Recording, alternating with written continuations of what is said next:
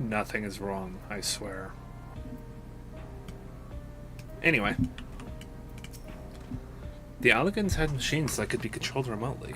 Is she using something similar to communicate with us? I can't say I understand what's going on, but at least Kakiwa is safe. I think I read all this before. Aaronville's mother is a floating machine, right? That makes about as much sense as everything else thus far. At this point, I doubt anything could possibly surprise me. Gone and forgotten. Let's hear what she has to say.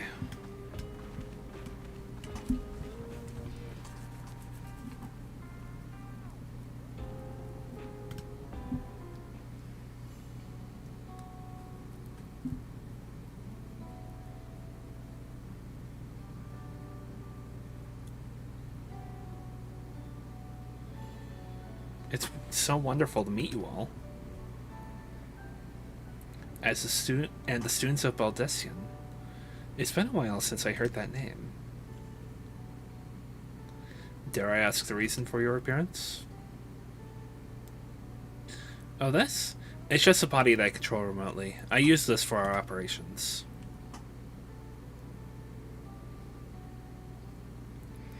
We are members of a resistance organization, Oblivion, we call ourselves, and our goal is to thwart Zeralja's ambitions for conquest. As the leader, it's prudent that I remain where I can't be easily found. I see, whimsical appearances notwithstanding, yours is a serious cause. Right you are, though truth be told, Oblivion was founded for an altogether different purpose. And that is? As I expect, you've already noticed, everything you see within this dome, the buildings, the people, the very earth beneath our feet, is a fusion of two worlds. Stopping such a fusion was Oblivion's original mission. Then does that mean you know who or what is responsible for it? I'm afraid not. This was a long time ago, and our mission statement has become more of a legend that's passed down to members. By the time we joined, our sole objective was stopping Zeral Jah. But we failed to do that, and now he's taken his army outside the dome.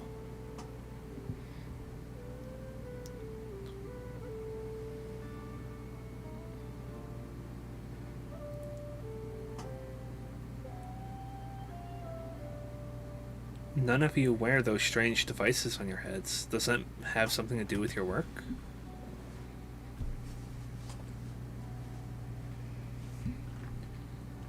You mean this? It's a regulator, the pinnacle of electro-op technology, and that we don't wear it is indeed related to our operations. What exactly does it do? Allow me to explain. Regulators have two primary functions. The first, as the name suggests, is the regulation of the wearer's reserve of souls. Should they die, the regulator expends a soul to bring them back to life. Reserve? You mean people walk around carrying spare souls? They do. Souls are packaged in cells, and they can be used to replenish the life force that is lost due to sudden death, such as in accidents. They do nothing for those who die of old age, though. Distribution of soul cells is based on one's work evaluation, to encourage exemplary performance when fulfilling their duties. Souls as a common resource, in payment for services rendered.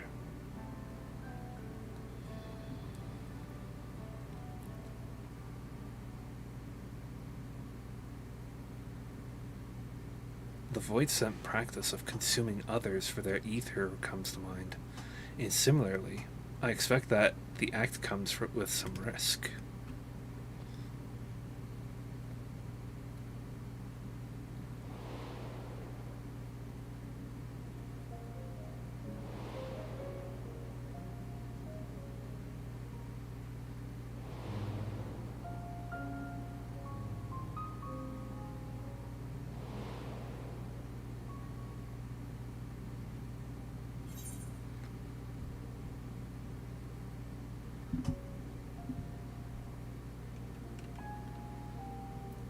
When did it dilute your sense of self?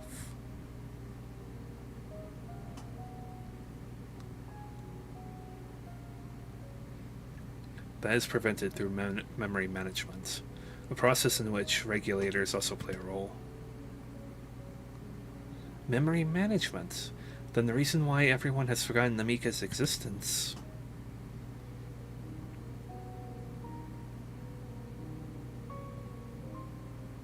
The regulators are constantly recording the memories of their wearer, so if they should suddenly die, their memories can be refreshed as part of the restoration process. This is how they preserve one's identity and sense of self. However, the regulators are also triggered when someone else dies. Reason being is that regulators forcibly extract memories relating to the deceased from anyone wearing one. Why would they do such a thing? It's a kindness bestowed upon the people by Everkeep's core system, so that no one has to suffer the pain of loss. So this is what is meant to be. So this is what is meant by their memories being in the cloud. Indeed, all memories of the deceased are wiped from the minds of the people and archived in the system. It's a frightening function of the regulators, an integral step in soul cell production.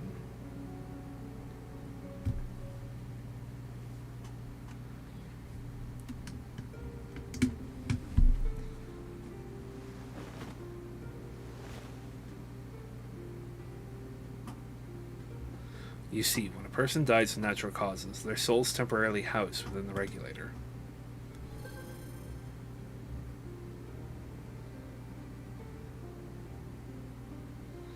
Then it's then delivered to a facility where memories are separated from the soul.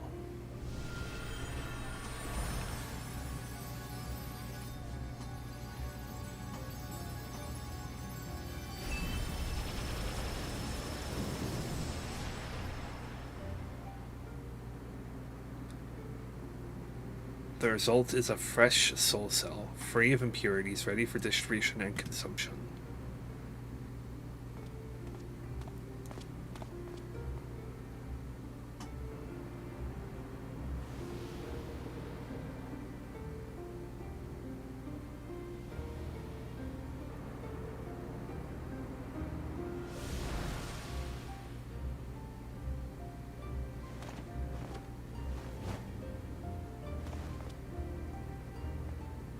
You look familiar.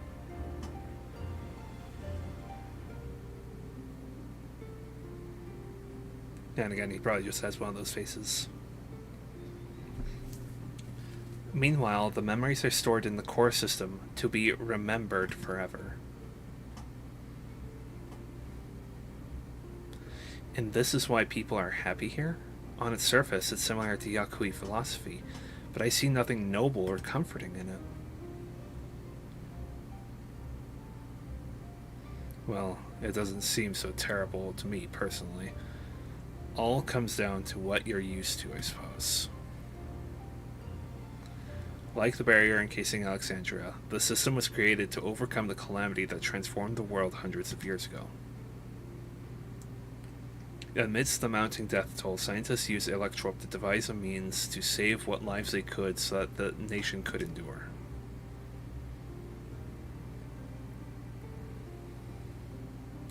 I understand the people of Alexandria did what they believed was best to save their people. I just find it hard to believe that the Turalni would also accept this way of living. It came as a shock to us as well. In fact, a great many were opposed to it. Which is why the use of regulators was never compulsory. The people have always been free to go without them if they so wish. XIV doesn't strike me as the sort of ruler to impose her will on others. Ah, so you've already met? She's the one who suggested we come to the Thunder Yards in the first place. She also said she wants to help us stop Seralja. Awfully kind of her to point you in my direction, and speak so candidly as well. Whatever her motives, She has given the people a choice: live with the risk of true death or the security of the regulators. Everything that lives must die someday. That is the natural order of things.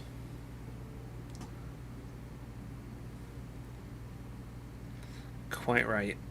But however you feel about them, it would be easier to understand what the regulators are capable of if you saw it for yourself.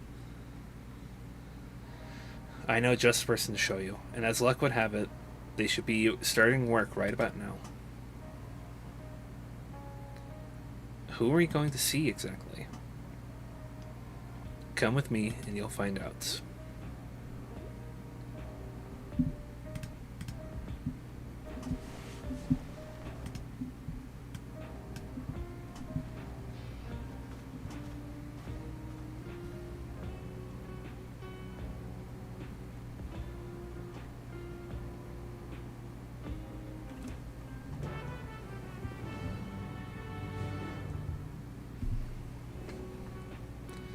Sorry, one moment.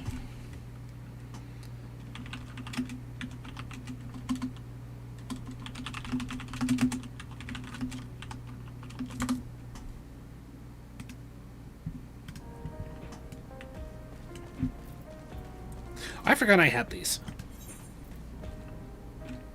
Oh, that'll be a later problem for me.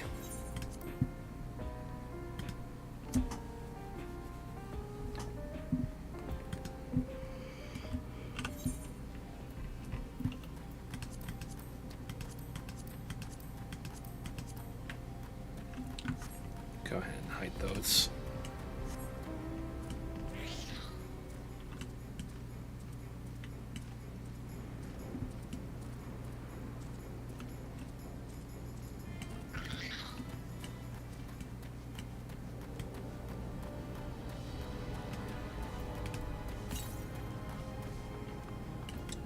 To the east. I'm sorry, but I just can't accept the idea of using souls as a resource. Weird to see how the regulators work, but how? So those regulators are to blame for everyone forgetting Namika, for forgetting what a wonderful person she was. To alter the memories of the populace with such precision is no small feat. What does she intend to show us? Everyone here? Good. It is the responsibility of the Thunderyard's hunters to fell any fiends found wandering the area. We're to meet an acquaintance of mine, Strika, one of these hunters.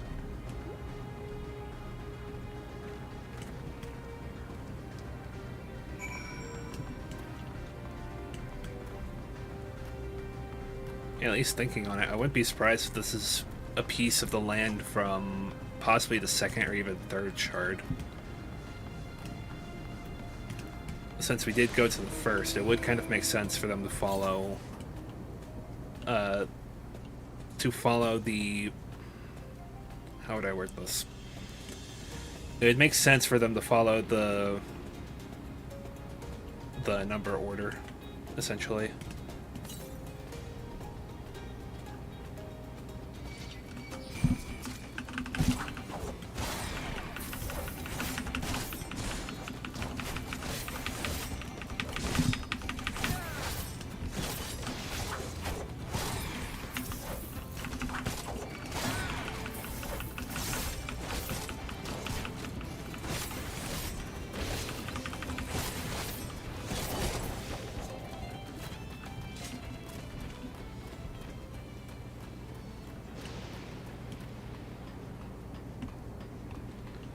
Grahan Kryler theorizing, given the opportunity, I should very much like to study Electrope on behalf of the students.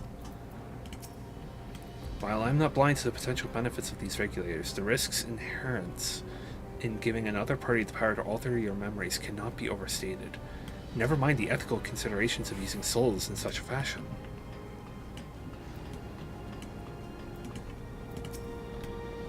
What do you think of this box? What do you think is in this box? I'm guessing food.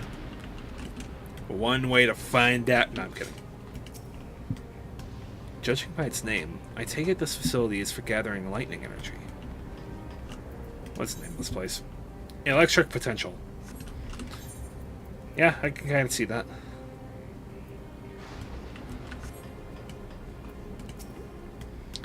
Strika will show you what life can be like wearing a regulator. Let's get this over with.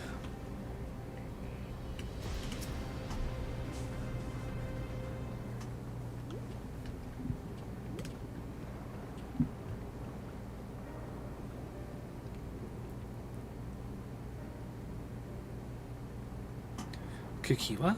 What are you doing here? And with so many friends? Apologies for the interruption, but I was hoping they might observe you at work. Hunting, you mean? That's fine, I guess. Hold on, I assumed they were wearing special regulators like Queen's Fiend's crown, but they aren't wearing anything at all. It's much too dangerous to be out here without one. What if they're struck by lightning or attacked by beasts? I can assume they're all quite capable of looking after themselves. If anything should go amiss, I will take full responsibility. Well, don't say I didn't warn you. Danger aside, there isn't really much to see. Kakiwa said you're a hunter, but wouldn't it be easier for those mechanical soldiers to guard this place? It would, if not for the fact they're weak to lightning. The Thunder Yard being what it is, they've been ordered to steer clear. Some good they are, eh? But these facilities are vital to the upkeeping of Alexandria's infrastructure, so it falls to hunters like me to deal with any fiends. Given the danger, we are well compensated for our work. It's a perfect profession for anyone looking to build up savings. The special selection of souls for hunters isn't terrible either. I brought the slot here to see this danger you speak of, if it's not too much trouble to ask. Ah, of course. In which case, it'd be a shame to waste my efforts on just any old beast. You all can handle yourselves in a fight, right? If you cause a ruckus slaying what critters you see nearby, there's a chance you'll draw out something worthy of demonstration.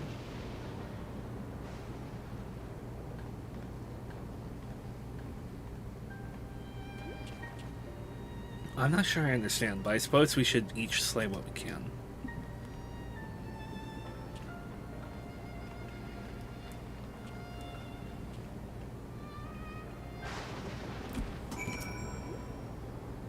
My fussy little bun was never any good at fighting, and this body of mine isn't suited to it either. We leave this work in your capable hands. I'm afraid I must leave the fighting to you.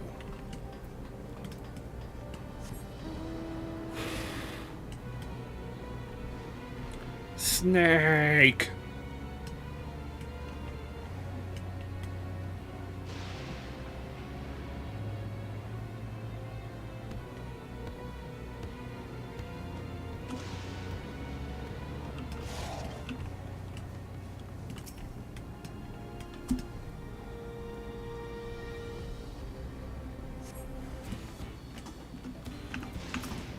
Hello.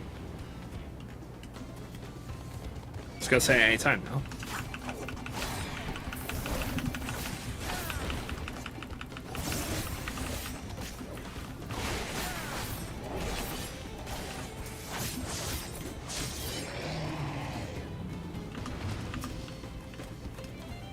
I see.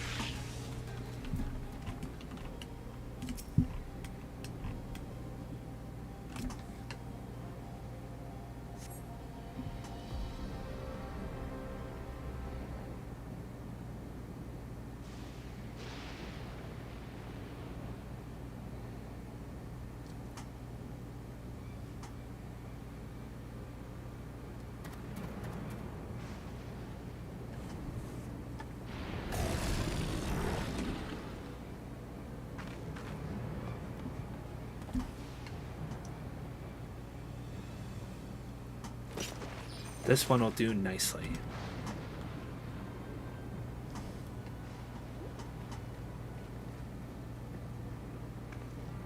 We'll help you. It's fine, really. I face worse. Just watch.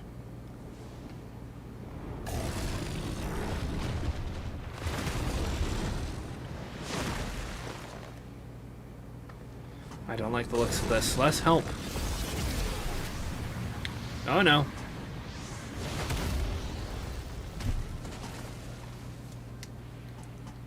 My gosh.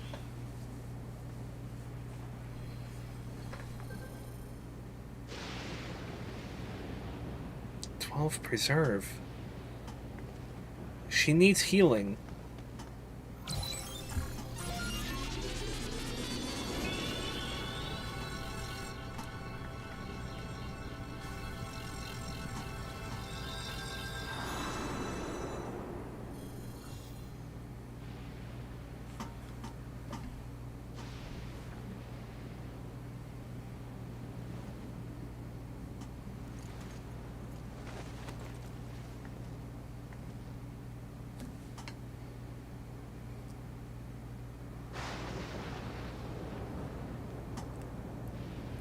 That was embarrassing. The bastard caught me off guard. Are you mad? Seriously, let us help. I told you not to worry. This will only take a moment.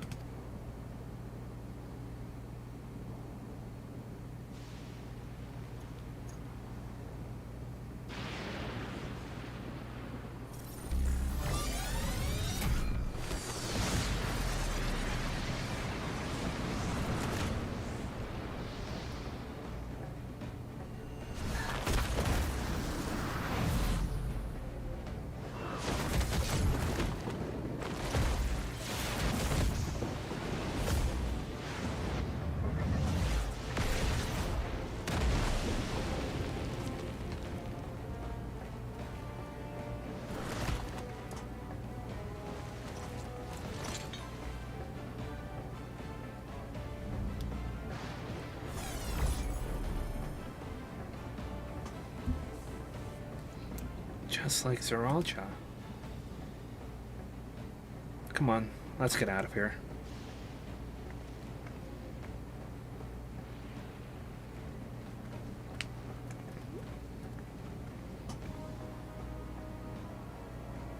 That's also a function of the regulator?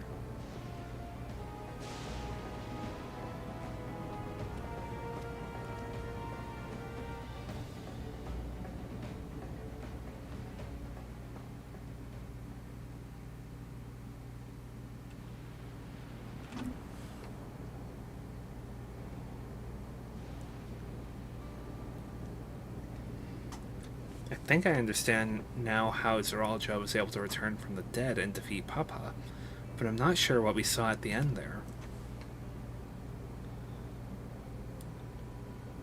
As soon as the regulator turned red, it's as if you were possessed. Your movements became beast-like. Don't tell me. You empowered yourself with the soul of a beast? I'm reminded of the serpentine soldier we encountered at Vanguard, who did the same. So you've crossed paths with one of the king's elites. Such a form can only be achieved through gorging yourself on souls. We could do the same in theory, but it's incredibly dangerous. Besides, it's not as if they'd allow hunters to carry that many souls to begin with.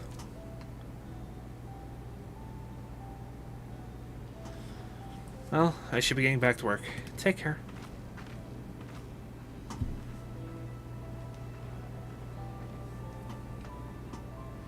And there you have it. Regulators can be loaded with two kinds of souls. Those of people and those of beasts. The souls of people can be used to grant the user preternatural strength. Naturally, they can also be used to ensure no one suffers an untimely death. And what about the souls of beasts? They work much in the same fashion, imbuing you with the strength of the chosen animal. If, for example, you use the soul of a wolf, you should grow more agile and feral, as you saw with Strika. Using several of the same type at once, however, would result in physical changes. Your teeth might become fangs, your nails claws, too many, and you'll become more beast than man. Changing one's form through the souls of other beings. It becomes more and more reminiscent of void sense. Yet unlike the void, where the cycle of death and rebirth is simply broken, souls here are forcibly taken before they might reach the ethereal sea, different means to achieve similar ends. A cycle to which all within the dome are bound.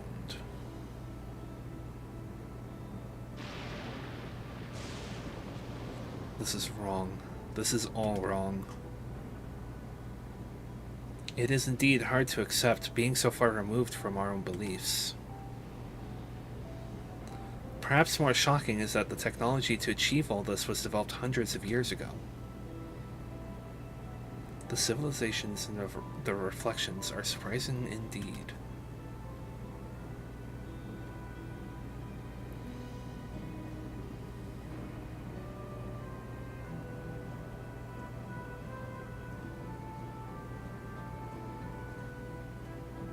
So Sphene does also have a regulator.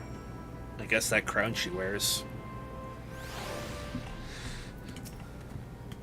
Sphene speaks of lived experiences that suggest she's far older than she appears. Considering the power of these regulators, perhaps it's not so far-fetched. I've never seen it for myself, but it's said that if a beast's soul is potent enough, a single soul is enough to induce a monstrous transformation. So probably something like one of the great worms might be strong enough to make that happen. When Emmett Selk spoke of surprising civilizations in other reflections, I wonder if he had Alexandria in mind. Having seen the beauty of the ethereal sea firsthand, I simply can't accept that they've done what they've done here in Alexandria. I understand this is part of their culture, but it is no less disconcerting. Oh. Later.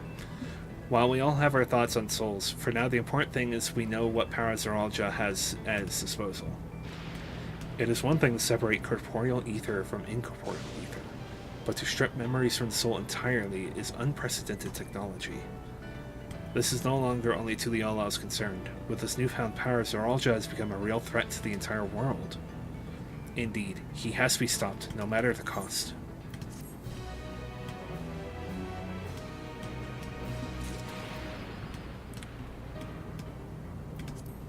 Can I look at the Unending Codex? Maybe in logs?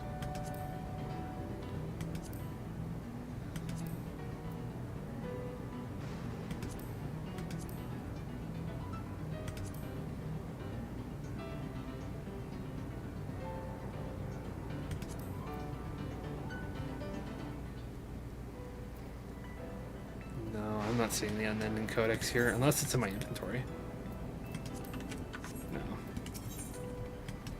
Embracing Oblivion. I trust you have gained an insight into the use of souls in Alexandria. It's shocking, I know. I was overwhelmed myself at first. I expect you'll need some time to digest it all, but for now, let's head back to Earth and Sky. At this rate, there's something I want to discuss with everyone. Let's take a moment before we head into the tunnel.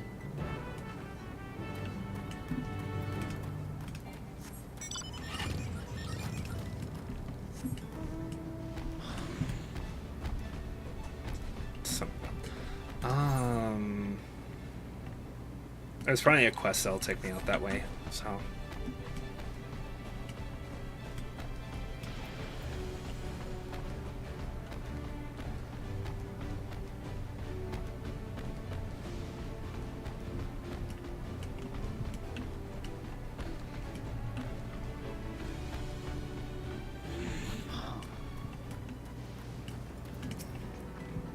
I understand the argument that we should keep an open mind, if this practice is integral to their culture, but every fiber of my being rails against it. To think that everyone has lived here for 30 years, long enough to become accustomed to the way of life. What does Lamachi wish to discuss, I wonder? 'Tis well that we could see firsthand how regulators are used, to draw upon even the souls of fiends. I shudder to imagine how powerful Zoraal could become.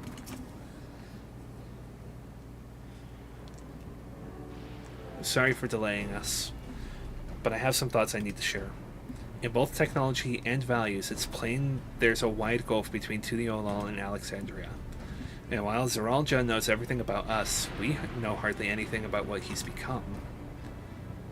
Indeed, we haven't even seen what lies within that enormous tower Everkeep. So here I'd like to make a proposal. That is, we work with Kakiwa and her people. We need to learn as much as we can about the enemy. The quickest way would be to join hands with Oblivion. We've only just met them, I know, and we shouldn't be too quick to trust, but the fact remains that they share our desire to stop Zeralja. Sphene, too, claims to be at odds with the King of Resolve. May I ask why you would cooperate with Oblivion instead? It's simple, really. Their leader is Erenville's mother. Meanwhile, whatever Sphene may feel, she's a ruler of this nation. There's a greater risk in working with her, and less reason to take her at her word. A fair point. And knowing Zeralja, we must assume that his arrangement with Sphene was not made without some consideration. All I know is that it would be heartening to have allies in this strange realm. I think everyone would agree that any help we can get would be welcome. Hold on.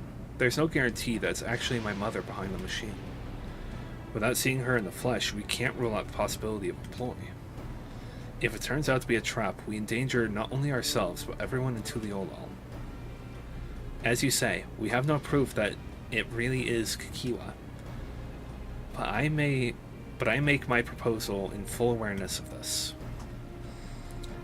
Whether we're going to war or striving for peace, we need to learn as much as we can. Otherwise, we can't hope to do anything meaningful. As it stands, we know too little about this realm. We need to remedy that. We need to study the enemy, and when the time comes, strike down Zeralja for good and all. What's more, I trust you, Erenville. You've always had great instincts honed from your time training under your mother. What if I'm wrong? What if sentiment is clouding my judgment?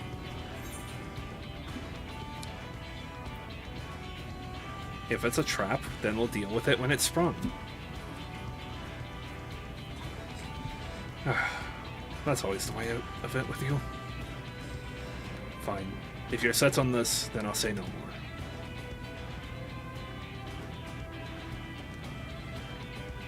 Then it's settled. Let's head inside and secure ourselves some new allies.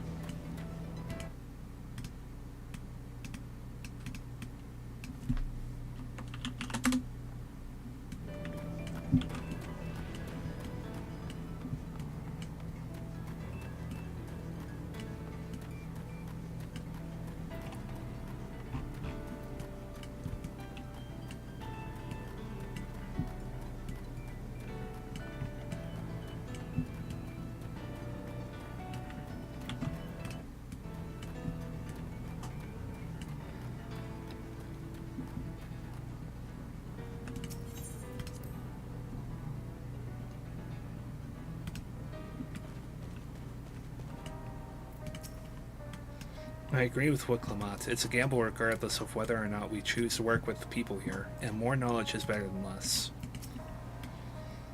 While I'm all for dealing with Zeralja, we need to consider how our actions may affect ordinary Alexandrians. They're not the enemy, after all. I am unaccustomed to seeing her make decisions like a ruler. Better that than her form of facilitating self, however. The Valve resolve is possessed of conviction and flexibility both. If the tales are true, she learned much in the course of the rite of succession. She learned much in the course of the rite of succession. With the resources at their disposal, I'm hopeful that Kakiwa and her people will make great allies. Nostalgia. The wild life can be dangerous out there. You need to take care if you don't wear a regulator. Oh. Hello again. You understand how regulators work now, I trust. It's one of those things that's best seen in action.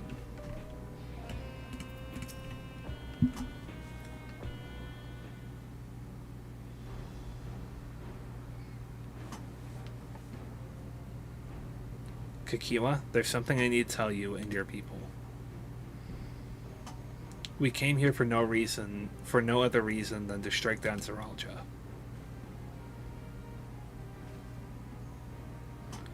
But I thought he was your brother. Do you really mean to kill your own kin? My kin invaded our nation and murdered our people. As Val resolve, it falls to me to bring him to account. I am prepared to do what I must, and I won't hesitate when the time comes. Like us, you and yours oppose Zeralja. In light of this, I propose that we work together to stop him once and for all.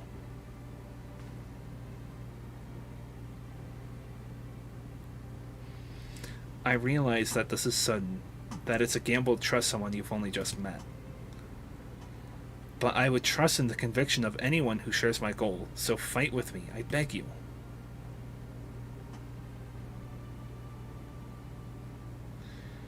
As you say, our goals align, and I don't doubt your resolve in the least. If you hadn't proposed working together, I would have done so instead. Truth be told, it's been tough going at it alone. While we've gathered ample intelligence, we don't have the strength to take decisive action. Besides, how could we not trust you? My only son is with you, my fussy little bun. He's all the reason I need.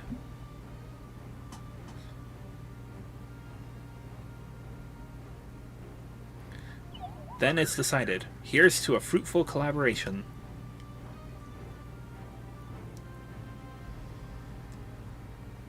Thank you, Kakiwa. Everyone. Together we'll achieve great things, I'm sure of it. Then let's not waste any time. We've been wondering about Zeralja's whereabouts. Is there a palace inside that tower? After a fashion, the king resides in the uppermost level, but while Queen's Fiend has penchant for going out in public, he seldom shows himself. What's more, his movements are highly classified. Not even his commanders are privy to that information. If anyone knows where he is at a given time, it could only be the Queen. Even if we don't know his whereabouts, Zeralja will eventually march on Tuliolal again. That's when we can go after him. The drawback is we'd have to wait for the invasion to happen. Innocents would be put in harm's way. There's also the possibility that he'll leave everything to his minions and not command the army in person.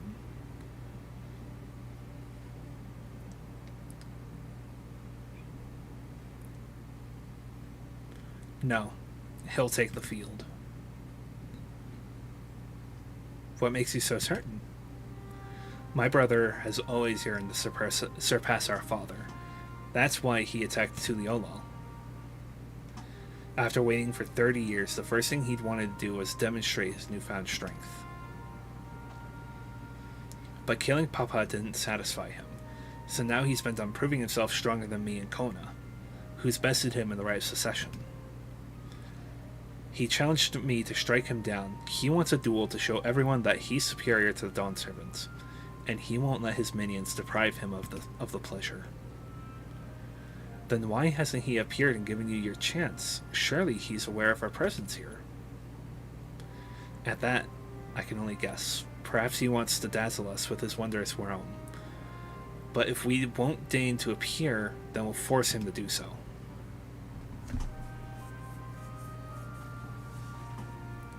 Even as we gather intelligence, we make no move to attack him, show absolutely no interest in a confrontation. Knowing him, he'll tire of waiting and turn his attention to Kona instead. He'll attack Tuliyola again, like he said he would. I see. If you believe this is the best approach, then we have no objections. Any campaign against Tuliyola requires that Zeralja lead his forces through Vanguard. We'll have lookouts keep an eye on it day and night. Such a strategy is certainly viable. If we're proceeding with it, though, we should warn those outside. Indeed, they'll need time to prepare their defenses. I should be glad to coordinate our efforts. I'm already in regular contact with Stola, and we'll make sure to keep our comrades apprised of developments. You can leave Vanguard to us. We'll send word at the first sign of movement. It seems we have a plan. Why don't we wait for Zeralja to move? You do well to prepare for battle, and it begins with familiarizing yourselves with the technology that empowers him. To that end, I'll show you Oblivion's main headquarters. Oh, I thought this place was it. You'll be impressed to know that we're located right inside that tower, in the residential district of Solution 9. Hiding in a tree in the forest, as it were. The only question is how to get you through the checkpoint. Oh, about that, Sphene said that she'd make it so we could enter without issue. She did. Curious. She's not supposed to have such authority over the centuries. If I recall correctly, her words were that she would register us as guests. I see. Perhaps we're in the clear then. When you're ready, come and meet me at the tower entrance.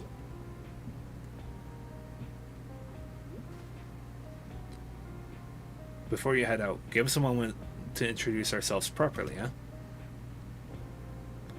After all, names are good to know when working together.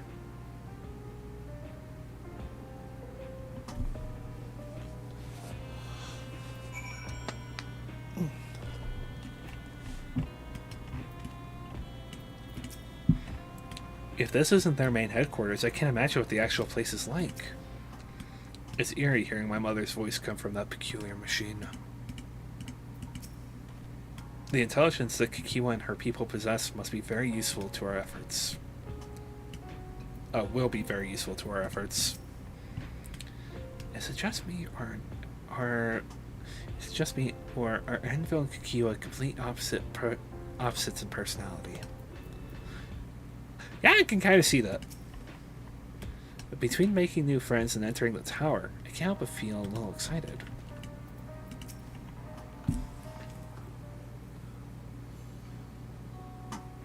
While Oblivion has operatives all over, we're the main crew here. I'm Geode, the leader of this hideout. And the dependable young twins behind me are Nostalgia and Ueakui. I'm Nostalgia. It's a pleasure to meet you. My sister and I were born and raised inside the barrier. We've been with Oblivion for 3 years, and our main duties are surveillance and provisioning. Twins, eh? That explains the resemblance. Ueakui is a Tanawatan name, unless I'm mistaken. That's right. Our mother is Tuliolan, and our father is... Oh, wait. And our father is Alexandrian. They wanted to honor both cultures. They're beautiful names. Thank you. Though I have no memories of my mother, I like to think I carry a part of her with me. So, what made you decide to join Oblivion?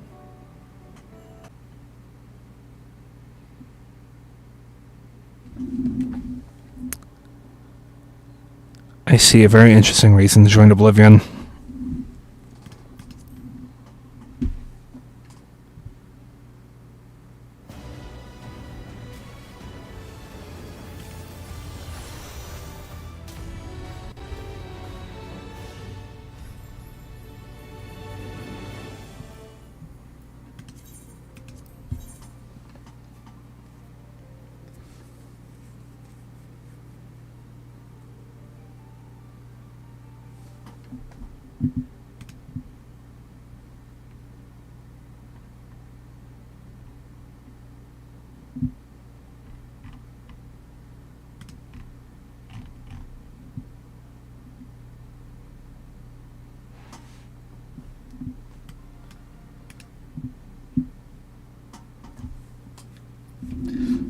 Time for a drink.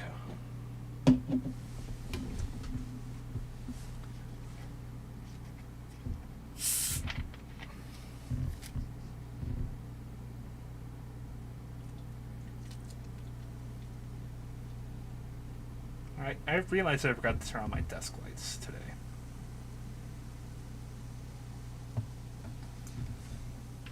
Well, better late than never.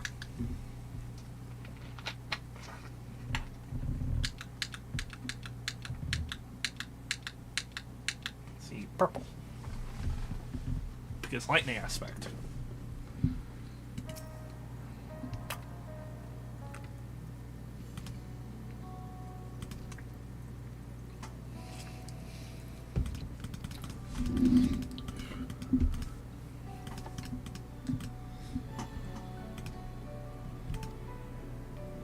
So, what made you decide to join Oblivion? Regulators. We wanted to avenge our father. Ambrose was his name, and years ago he was taken away after a scuffle with a soldier over a disagreement.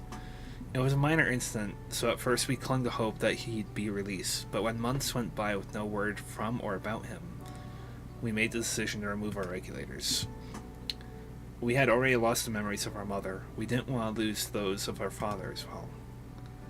They've all forgotten about him by now. They've all forgotten about him now. Everyone who had known him. That bastard. Even here, he thinks nothing of his own people. Sometime later, we were approached by a member of Oblivion, hoping to get justice for our father. We joined the Order. I'm sorry. I didn't mean to darken the mood. No. I appreciate you sharing this. Together we'll avenge your father. Thank you. Something tells me you have what it takes. You introduce yourself too. Go on. It's pretty much the same story for me. And while mine is a Tonawautan name, I haven't the faintest how things are outside the barrier. It's my dream to go and see it with my own eyes, our mother's homeland. Once peace is restored, you can come and visit. The wilds are beautiful and the food delicious, and everyone's so nice. You'll love it. And that's us here. You'll meet others in the back room. That's our headquarters. Some of them are a little eccentric, but they have good hearts and all. They have good hearts all. Alana Shpia, one last thing. It isn't exactly my place to say this, but thank you for seeking out Kakiwa. She talks about you so much. It's clear how important you are to her. That's all. Be good to your mother while you still can. Well, we'll let you go now. Feel free to use the hideout as you like.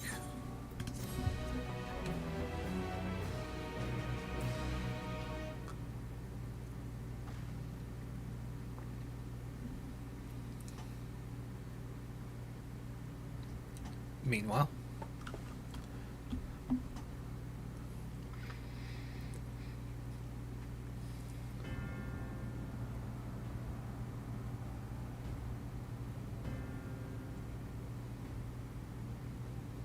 Zeralja.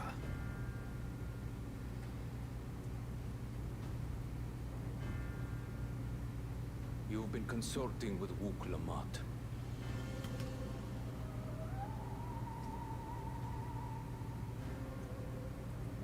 No matter. I do not know what you are scheming. But when your realm lay on the brink, you were powerless. You had no choice but to turn to me.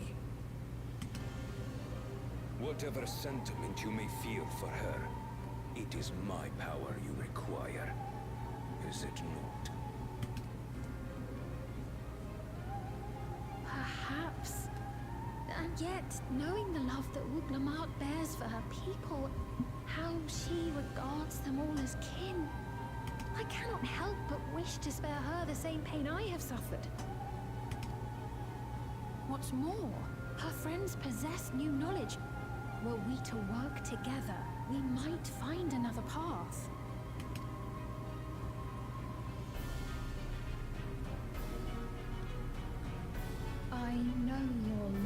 consider it, but is there no hope for peace with Tuliolo?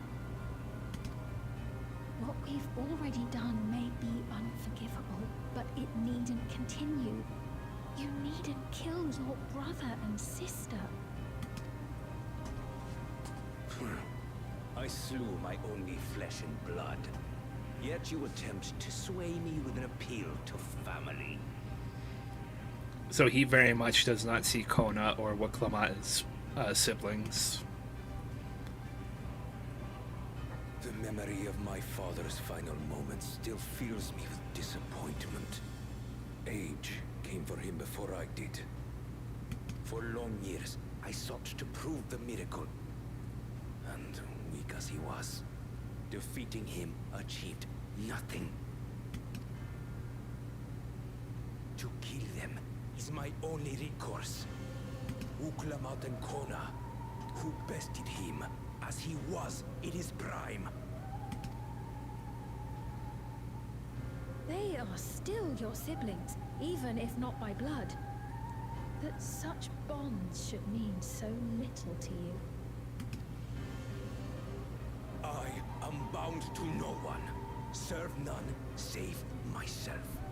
I made that clear when first you spoke to me in the Golden City.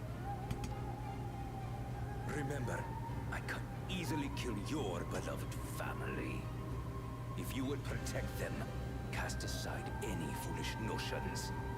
Your wisdom and abilities are valuable insofar as our goals align. So think well before you act, Queen of Reason.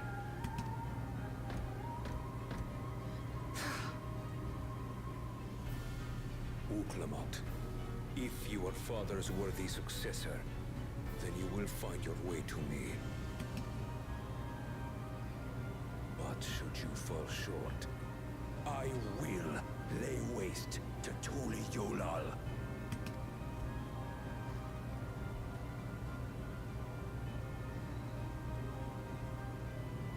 What now?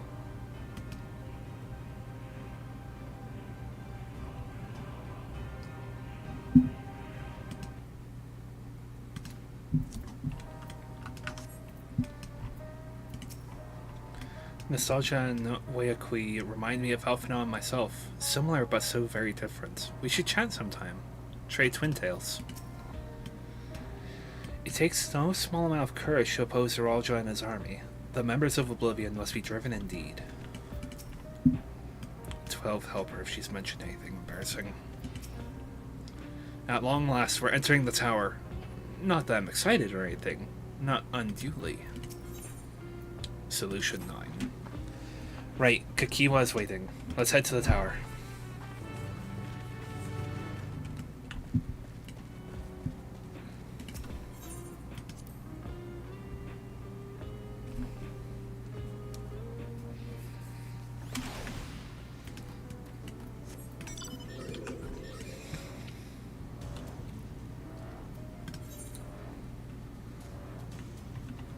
This cave continues on. Something tells me that I will be leaving the zone soon to head to Solution 9. That's every keep. Chances are I will come back here for the later half of this area.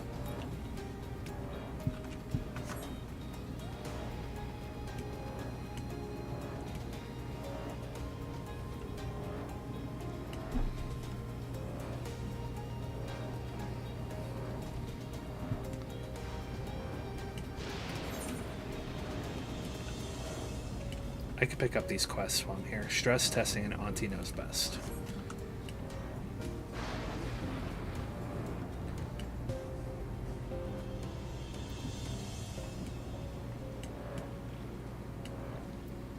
I might as well start working on my other edgelord class, I guess.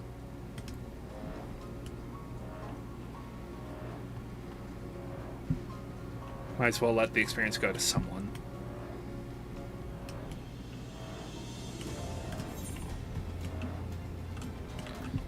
Hello, Dorian. Pardon me, adventurer, but might I trouble you to lend me your aid? I found myself in a rather troublesome predicament. Earlier today, we were sent a soldier and asked to test out its improved combat functionality. I asked the hunter to take it out on patrol, but not long afterwards, I lost contact with them completely. I know the signal is weak out there, but I can't help but worry something might have gone terribly wrong. From the look of you, you can handle your fair share of danger, yes? Could you go out to the Thunder Yards to see if you can find them for me?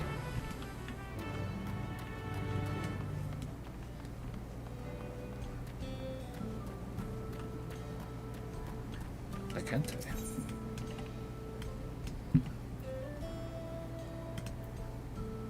Mesquite juice. Shallow.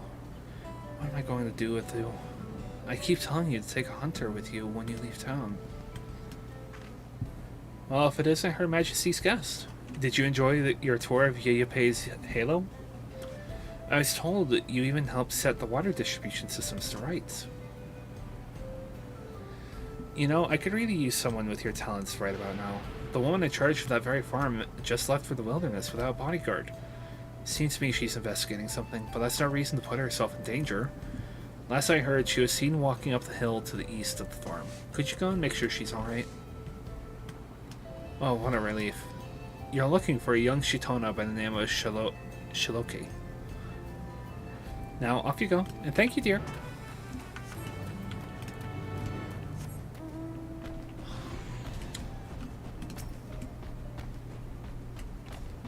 Maybe a dark knight, but I'm certainly not unkillable.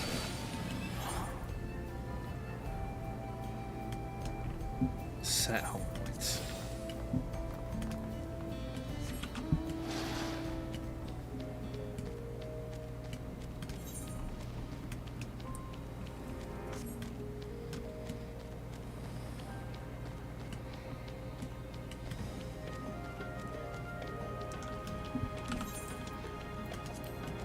That's reputation. Not necessarily what I need.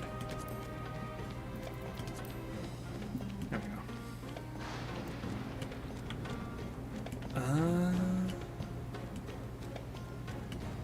So I'm currently working on Monk. Probably next up would be Bard, and then getting those up to 80.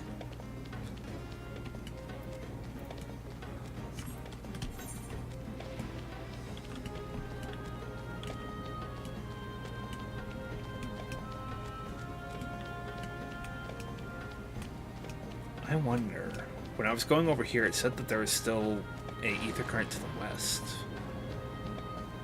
I wonder if there would be an ether current in that cave system.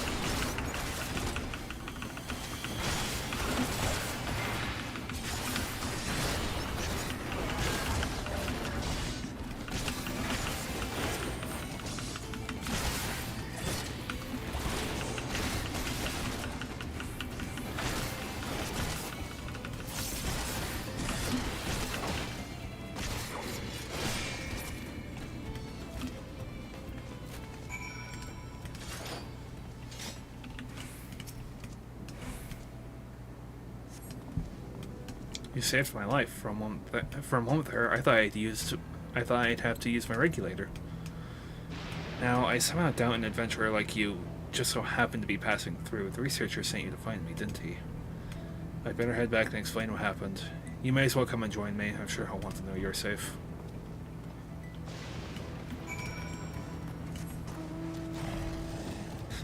I remember playing a good deal of Shadowbringers before I realized what this gauge was.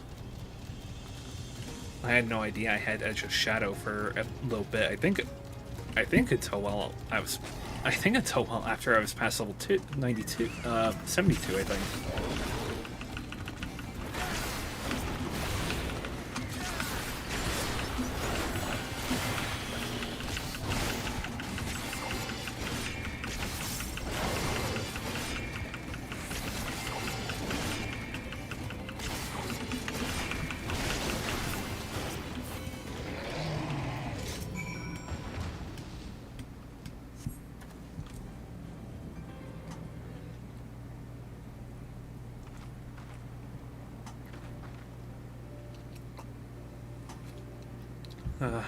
Gods be good. That was the last of my soul cells. I could have really died there. Thanks for your help, by the way. So, what brings you out here in the middle of nowhere? Auntie Nakante sent you after me? That makes two people who've just saved my life, then. Would you mind coming with me to see her? I want her to know I'm safe and grateful besides.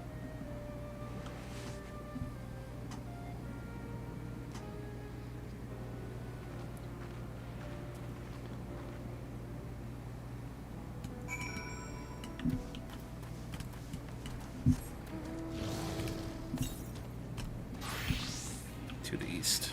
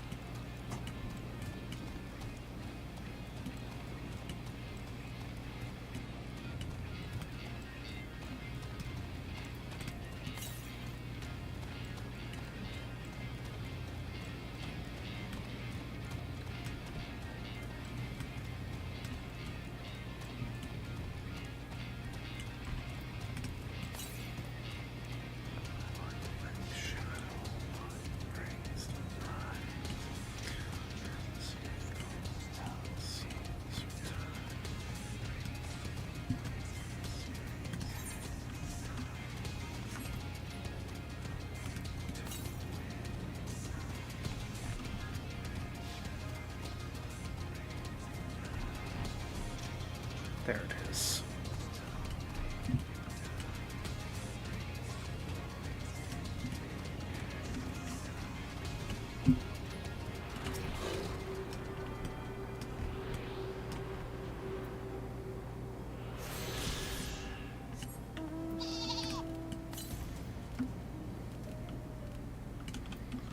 No, hang on.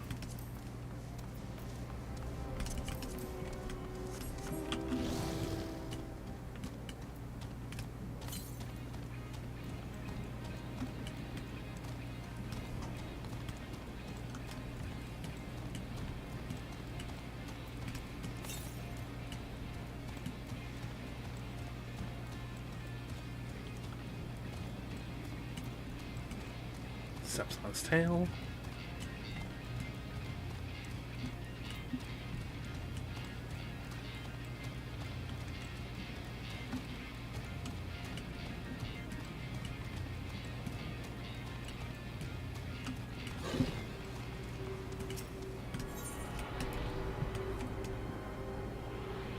That tunnel would go back into the...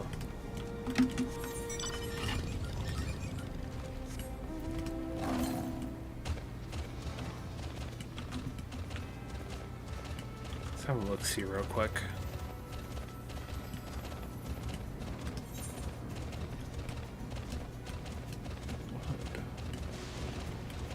Intriguing. Alright, well. Gotta take the fast way back.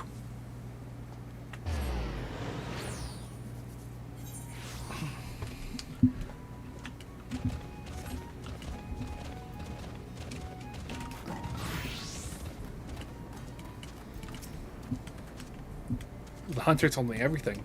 From the bottom of my heart, thank you for taking such swift action. These soldiers require energy gathered from lightning, and yet lightning also proves to be their weakness. Apparently, it took a nasty jolt from the thunder yards and went berserk. Honestly, why are they tinkering with offensive output when they could be correcting this glaring flaw in the design?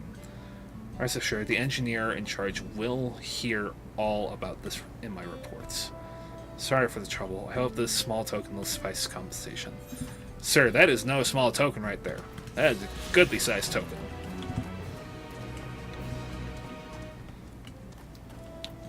How many ether cards would I be missing from here?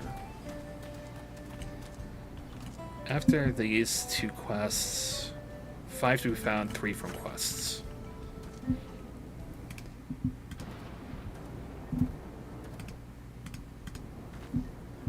Welcome back, dear. I can't thank you enough for rescuing my poor reckless fool of a girl.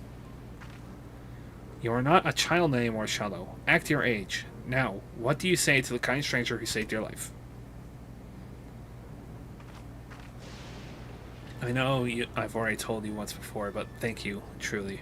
I'm Shiloaki, and I'm in charge of Yepei's Halo. To tell the truth, I'm still learning how everything works. I used to be an electro engineer, but for some reason the government reassigned me. And I am Nakante, the farm's coin keeper, or a resident nag, depending on who you ask. Might we get your name, hero? Thorak rolls right off the tongue, doesn't it? That's the name you'd best not forget, Shallow. You'd be dead if were it not for him. Now, why in the world would you leave the safety of the outskirts all by yourself? You've been acting so strangely of late. It's clear you're hiding something. So what is it?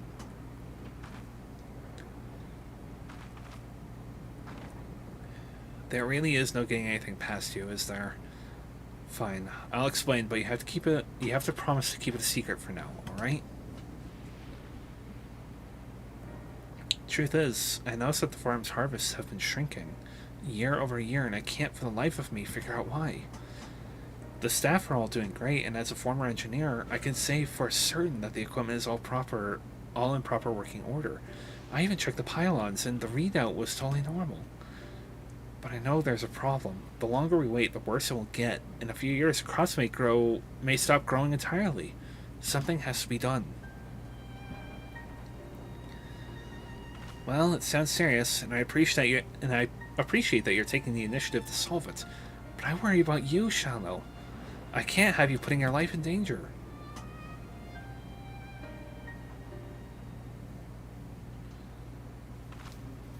Thorak, would you be willing to help her look into the matter?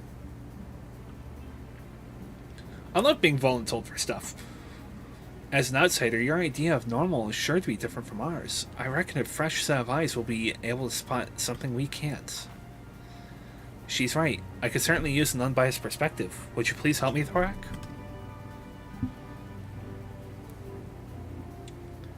As if you would take no for an answer. Right then. With that settled, I think what you two need now is a good meal. Have seen your Auntie Nakante will fix you some fresh vegetables.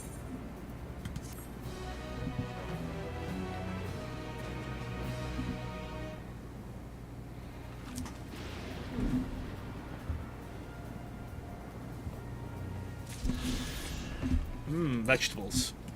Okay. You sit right there, I gotta go take care of some other errands and I'll be right back. Don't worry.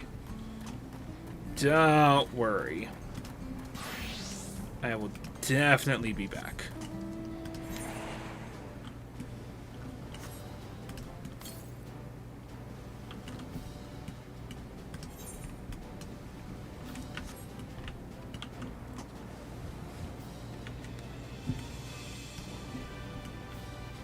Defective turrets.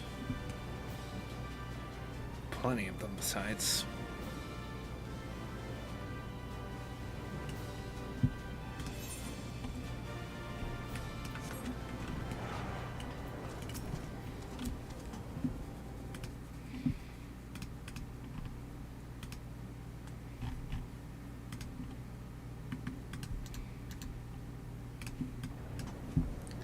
Ah, there you are.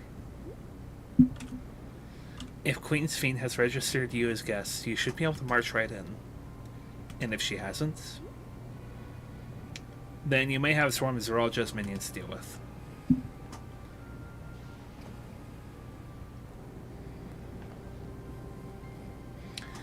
Nothing for it but to see if Sphene has betrayed us, eh?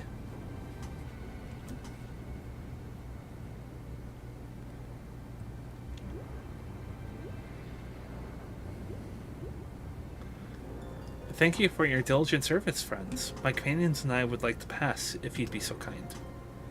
Outrunner Guide Unit identified. Registration number verified. 6 accompanying civilians identified. Verifying credentials.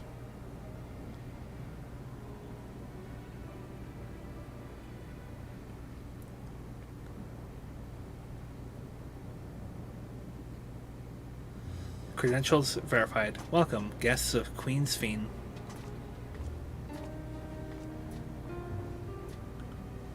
What a relief.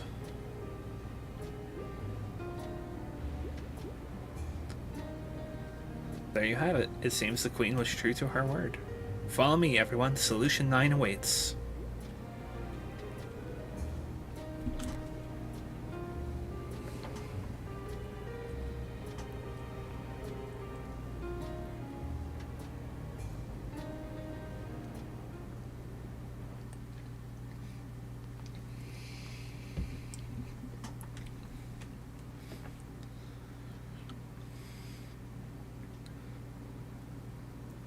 I'm willing to bet that there's something that Zeralja did that keeps the barrier electrified.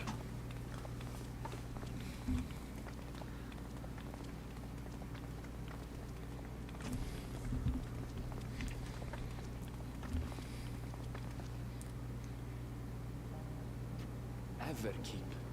A tower of electro piercing a perpetual shroud of storm clouds. Occupying the 9th level of this 12-tiered structure is a residential district called Solution 9.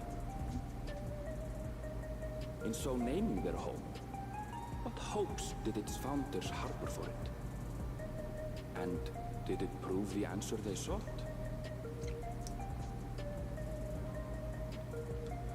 Jacques Solution 9.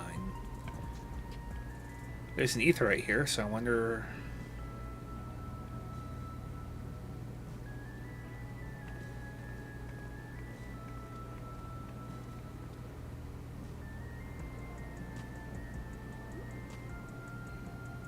Spectacular, isn't it? There are more districts throughout the tower, including industrial ones, but Solution 9 is the largest. Just being here makes my head spin. Perfectly natural reaction. A city of shimmering electro, replete with strange technologies that cater to every conceivable need. We never dreamed of the life back home in Tuliolo.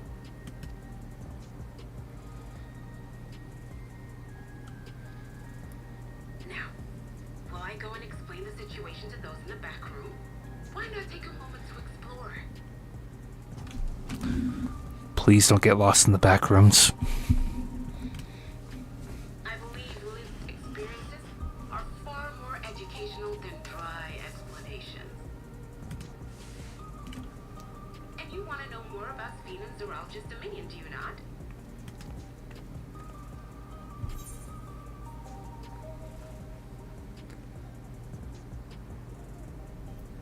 You had me at explore.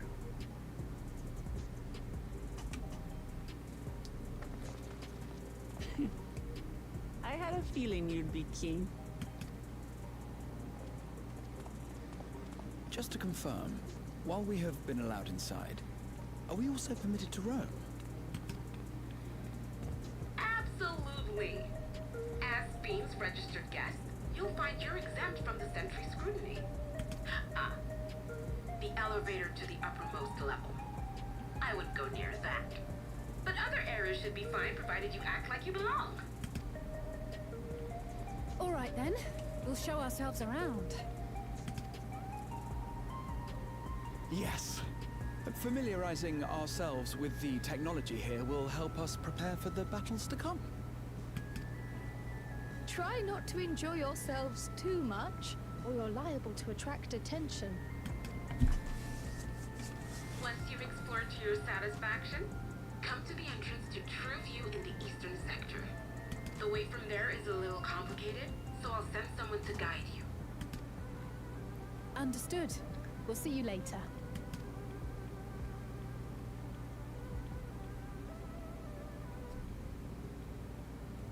And there they go. I shall speak with the residents. Perhaps one of them will recognize the earring.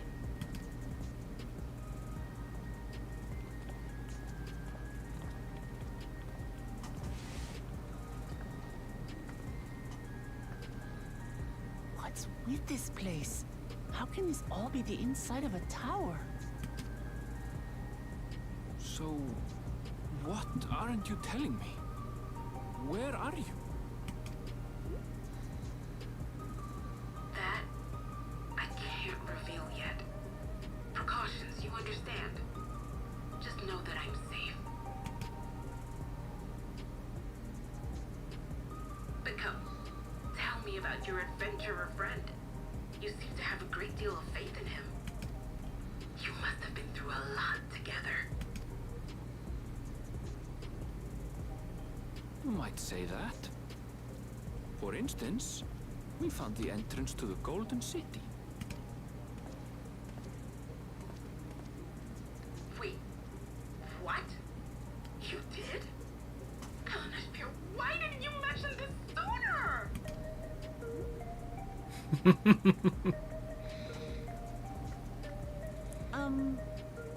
You want to explore together?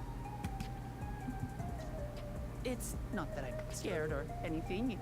Everything is just so different from home is all.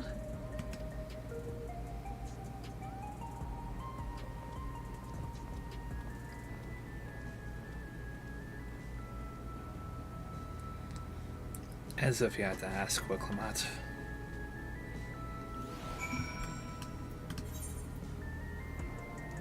The sights of the West and beyond? Okay, so this is a sort of separate residential district, so does that mean this isn't? It's not the 6th area, for certain. Jeez.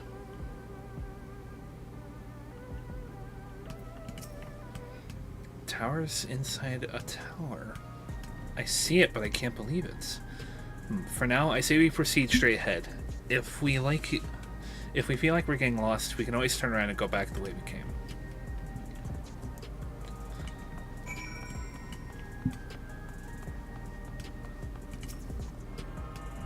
I'm free to attune, which these have got to be the most unique Ethernet shards I've ever seen. It's a floating block. Information center. Residential radius 911. Residential radius 914. Oh, first of all, 911. 911, I should say.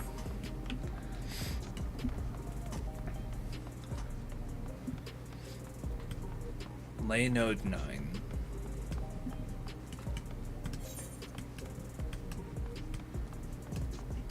Well. Crossroads already. This place is too much. I have no idea where I should go. Right, I've made up my mind. Let's head to that building there.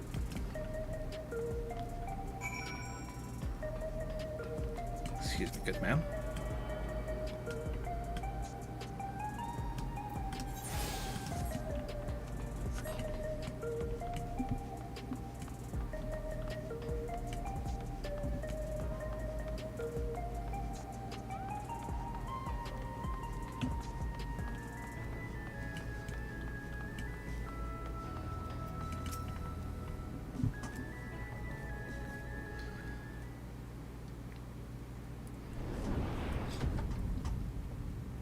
Sheesh. Ah, there you are, Lamati. Sphene? Sphene. I was worried you might have had trouble at the checkpoint, but I see everything went according to plan. Well, that's thanks to you.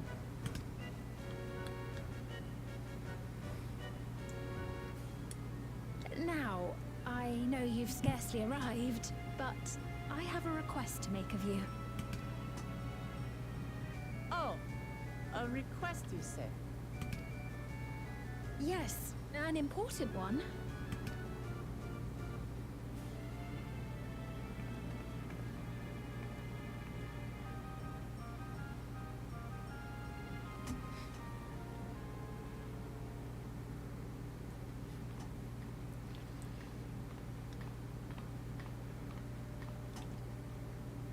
I'll say it plain. I want you to make peace with Zeralja. What? I thought you said you weren't on his side. We have come no closer to seeing eye to eye, nor do I condone his methods. Be that as it may, I don't want you to fight him. I don't want you to regret a decision made in anger and haste. Unequipped with regulators as you are, the risk is too great. I appreciate your concern, but you asked the impossible. Zorolja murdered our father. His minions slaughtered our countrymen. He will never renounce his war. As vow of resolve, it falls to me to stop him. I know you love your people too, and so you must understand how I feel. Why I cannot, will not back down.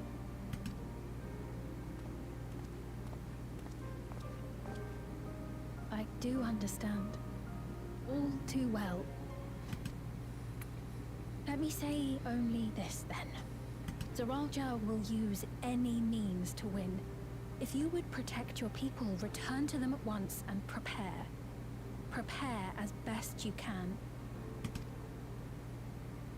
It may ring hollow coming from the queen of an enemy nation. But unlike me, you still have the power to determine your own fate.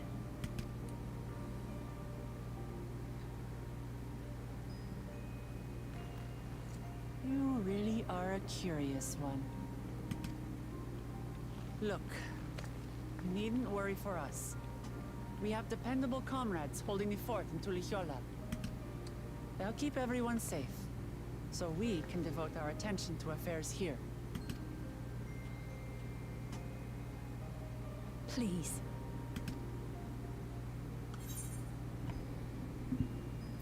I won't yield on this neither.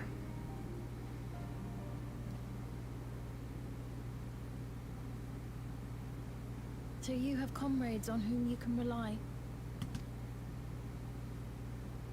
I envy you. You know, we'd like to learn more about you. About me? To be frank, we're still not sure whether or not you're trustworthy. So, if you have a moment, would you show us around the district? That way, we can get to know you better. You're asking me, the Queen, to show you around? Yes. Oh, but I jest. I'm flattered that you've taken an interest in me. Very well. I shall be your guide. You're my guests, after all, and teaching you about my realm would be a pleasure in and of itself. If you like, I can introduce you to my citizens, too. I consider them family, as you do yours. By all means, we're in your capable hands. That you are. This will be an enjoyable and enlightening tour.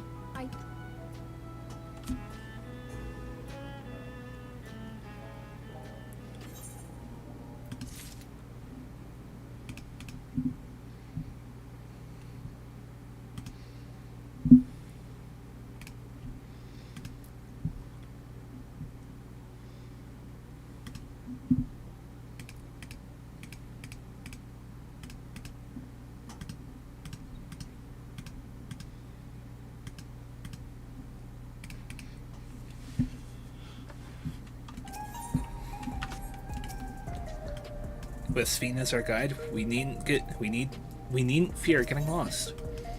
Sphene stands ready to take you on a tour of Solution 9.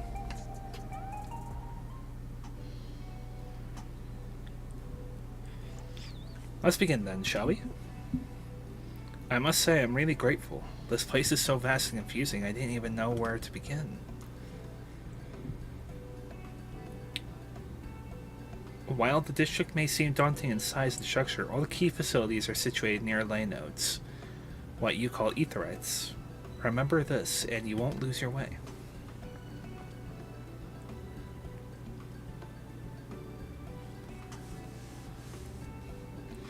Now then, seeing as it is right here, I will show you the Nexus Arcade first.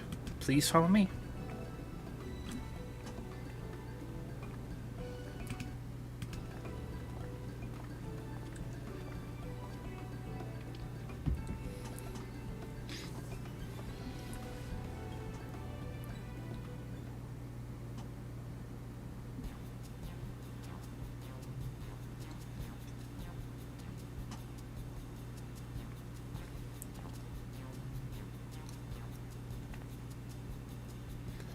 This complex is home to all manner of shops, from food and daily necessities to technological conveniences. You can find most everything here. Everkeep's interior is vast, as you've observed. This arcade makes it possible for people to acquire what they need in one centralized location. Amazing. How do you get to the upper levels? I don't see stairs.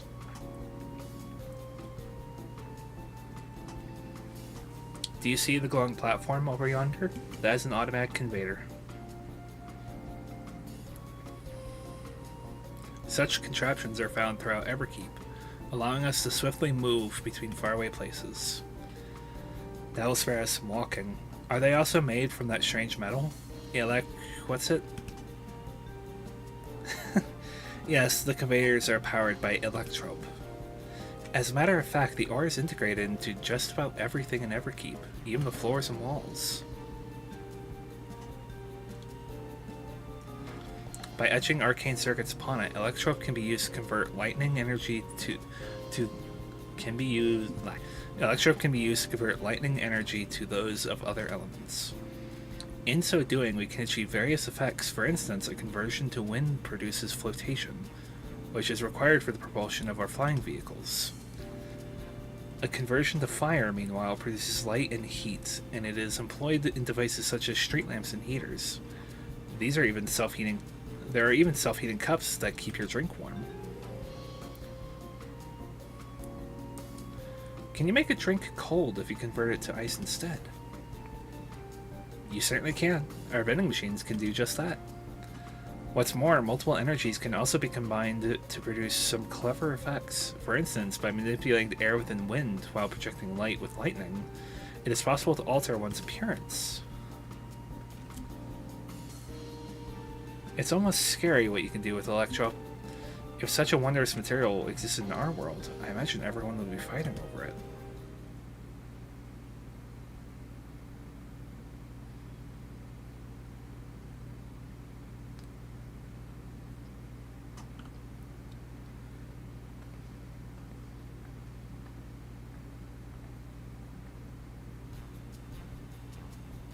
This shop over here, what does it sell?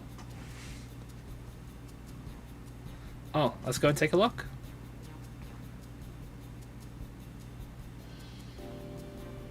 I dare say you'll find it interesting.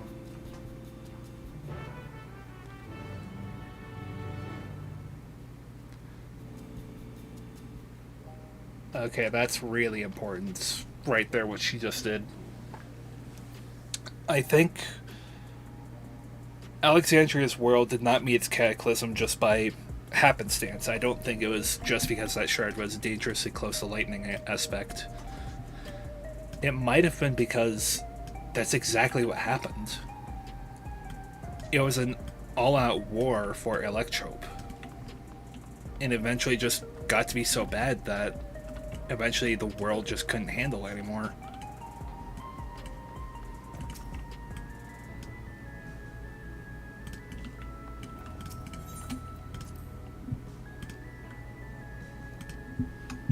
Hey, guess who's inside hold the hand?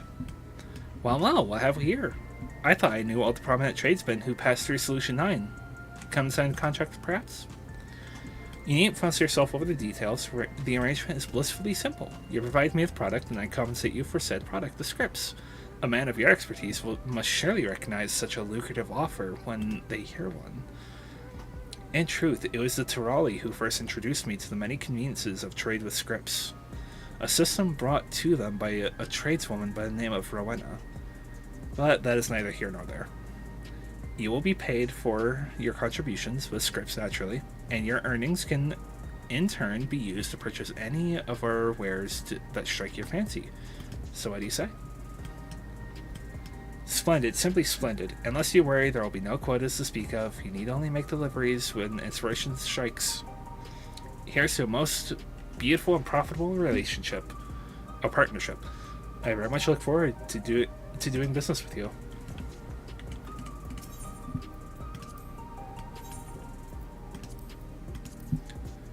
Materia.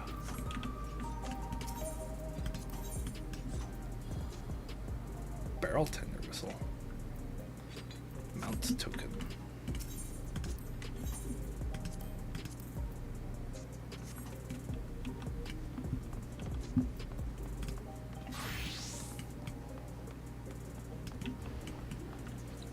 Token exchange. Although I don't think I can talk to Irene just yet. I'm afraid we're not open for business just yet.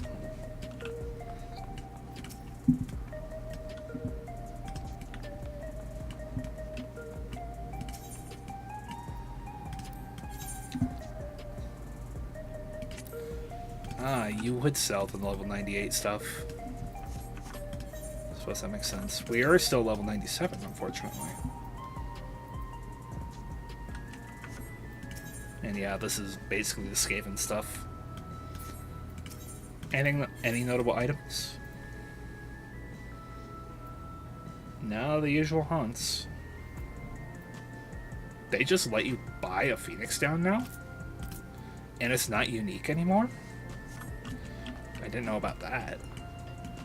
Miscellany. Ah, yes. Yes, excellent.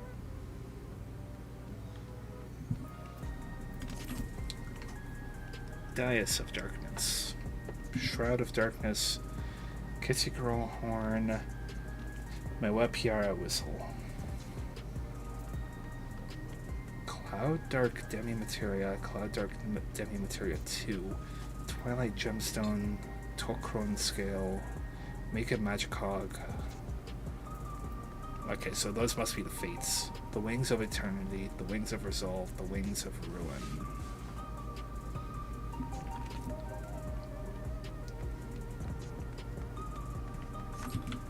And who's on the other side? Airwheeler Dealer. Airwheeler A9 identification key. I wonder if I could find a better price for this. I'll give it a look on the market board a little bit later.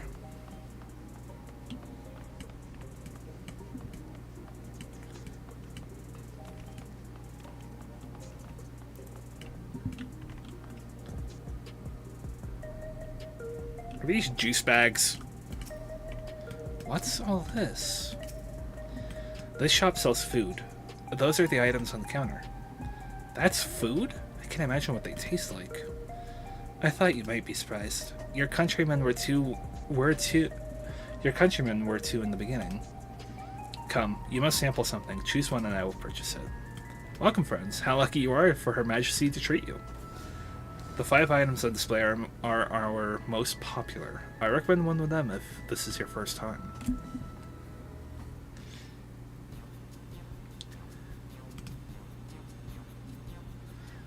Black and yellow tin, hexagon pattern bag, long rectangular bar, liquid-filled pouch, slab of pink hexagons. Let's go for this. Ah yes, the salad paste. This is designed for those who are concerned about their figure. With its blend of 9 varieties of vegetables, it'll help your efforts to slim down. Fashion models swear by it, and youths can't get enough of this stuff either.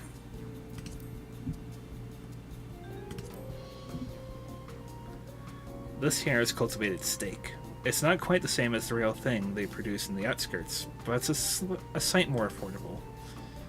This particular product is known as Gold Label, and it's a delicious hybrid of beef and chicken grown at the plant on the 4th level. This is like a granola bar. Keen on the perfect meal bar, are you? It's all the nutrients your body needs packaged into a single foodstuff. The flavor is formulated to never taste dull, and one bar will satisfy you for a whole day. Many folks prefer this to taking multiple meals. Sounds like a dream. Is this water? Ah, the revivifying tonic. I take it you're thirsty. The flavor is a sublime mix of sweet and salty, and it stays fresh for over 10 years next to its special container. Is this like a candy done? The synthetic fruit pellets. They're our best approximation of the taste and texture of grape. It's the grapes! I've never tried the real fruit, so I can't say how faithful they are, but there's no denying their popularity. Well, I guess I'll for it try the steak.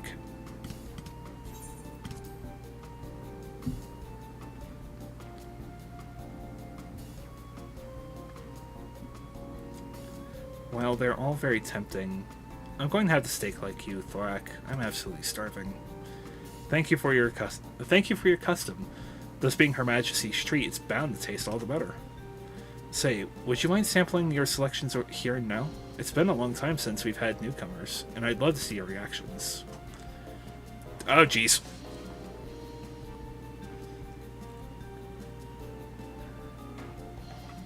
This is a great chance to learn about Alexandrian culture, Thorak. Let's dig in.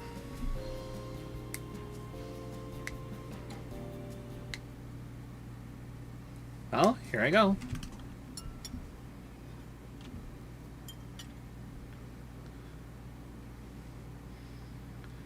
Following what Clement's lead, you sample your selection.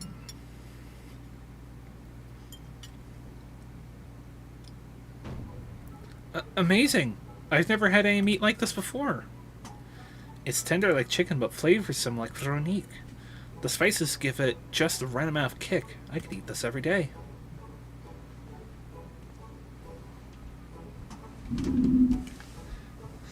Don't mind them. They're just happy to see your honest reaction. And how about you?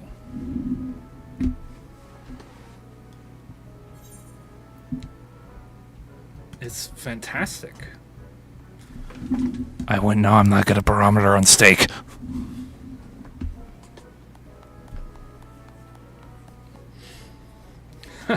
It's always such a pleasure. My thanks for humoring me. This does take me back. Though it was chaotic when the people of Tuliolo first arrived, we endeavored to learn about one another and embrace our differences. Ah, right. What about you, Sphene? Aren't you having something to eat too? I appreciate the thought, but I'm fine for now, thank you. Alright. But what's your favorite food, if you don't mind me asking? My favorite food?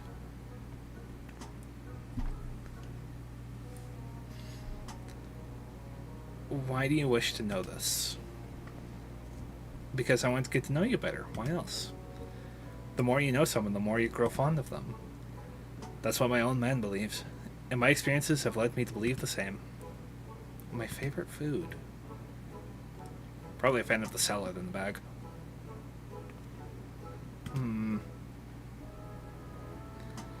Is it such a difficult question? I'm sorry, it's just, when I think of those who labor to bring us food, I find I can't settle on one thing. I thought I was indecisive, but you're something else. Indecisive? Perhaps I am, but you didn't need to laugh about it.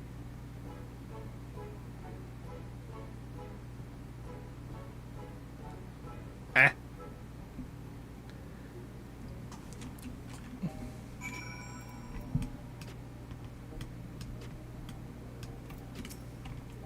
My favorite food?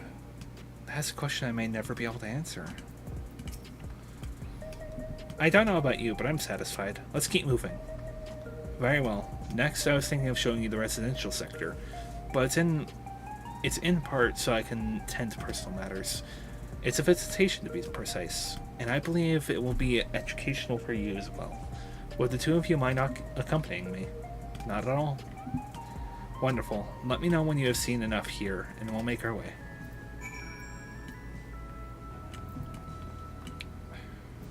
Is there a market board here somewhere? No, there is not.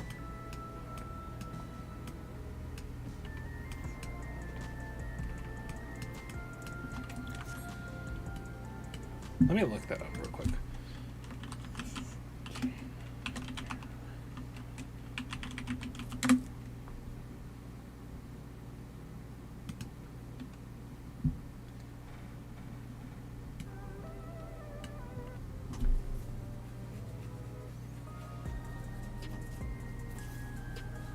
That's just pricey for 7.5 mil. Hang on, I'll be right back. Oh, I don't think I tuned to that ETH right.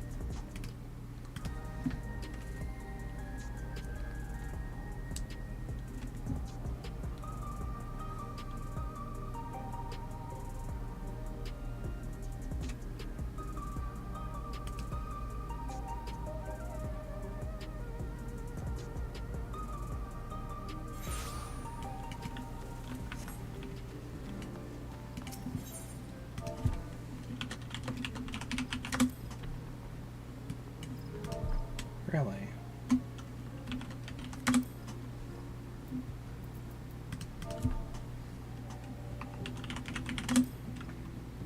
There it is. No, it's just a pricey son of a gun. Jeez, another 500,000.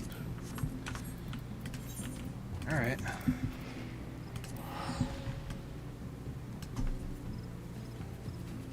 Oh yeah, the Rising starts in a couple of days.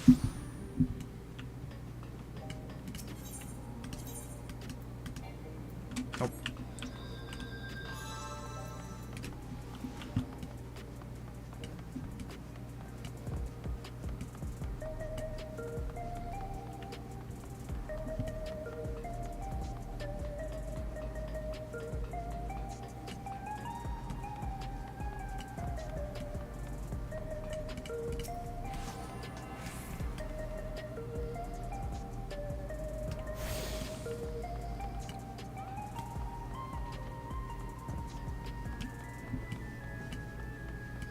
Well, I guess also it...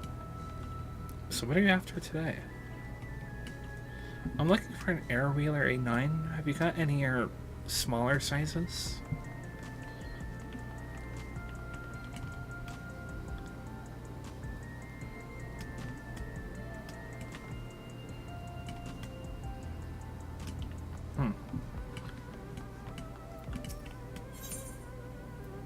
Yeah. That hurts for now, but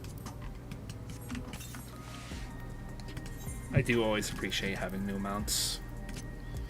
Designed and built in Alexandria, the single-rider flying vehicle uses an electrode to convert lightning to wind energy, which expels it to produce levitation and propulsion. While air wheelers are extensively employed by the military, the A9 is a civilian model and does not come fitted with armaments. Ready? Then let's head to the residential sector. It lies to the southwest. As we walk, I would be glad to tell you about any places of interest that we come upon.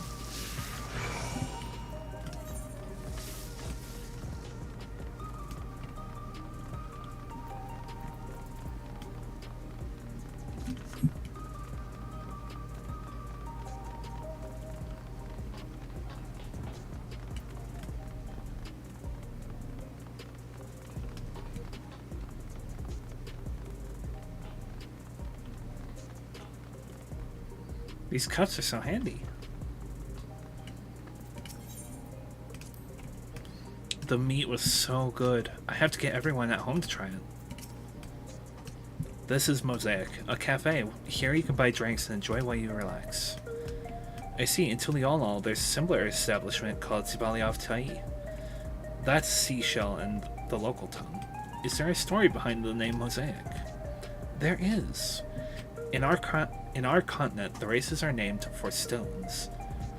There's a Hyun, who resemble those of the Tonawata, the tall and graceful Eldite, and the diminutive and affable Malala. When they gather here, they appear as mosaic of colors. Thus did the founder choose the name of the cafe. That's nice. If they serve tacos here, it'd be perfect. Tacos? A traditional Tirali dish, and one of my favorite foods. You must try it one day. Oh, yes, definitely. We'll make it happen once we've restored peace to the Olol. Right, let's continue on.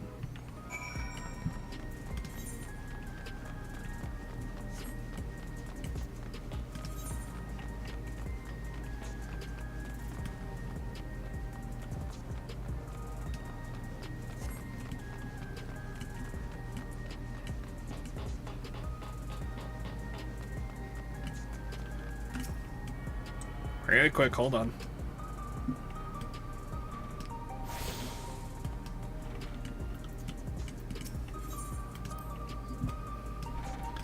Let's go for some tacos in Zualia of Tai, the three of us.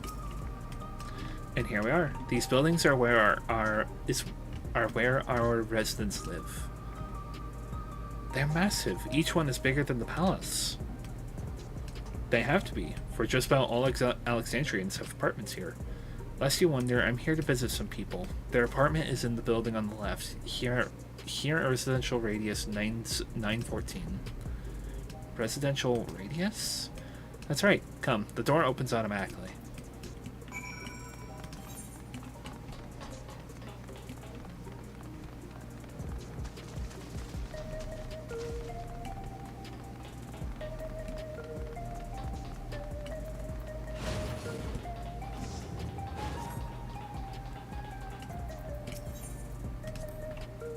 Hey Sveen, can anyone live in this place? Naturally. In fact, many of your countrymen make their homes here. No matter their origin or race, occupation, or regular usage, all Alexandrian citizens are eligible for an apartment. This includes those you met who work in the outskirts. You've taken care of everyone for 30 years? I'm truly grateful. This is the lobby, a common area for residents. I see. What does that machine there do? Ah, the concierge. They look after the residents. If you require assistance or have questions, they would be glad to assist. Is that so? I've no shortage of questions, but I'll direct them at you for now. By all means, you may consider me your personal concierge.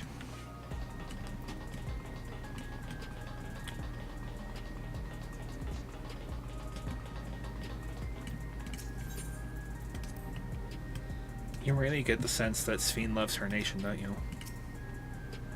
This is the place. A mother and son live here.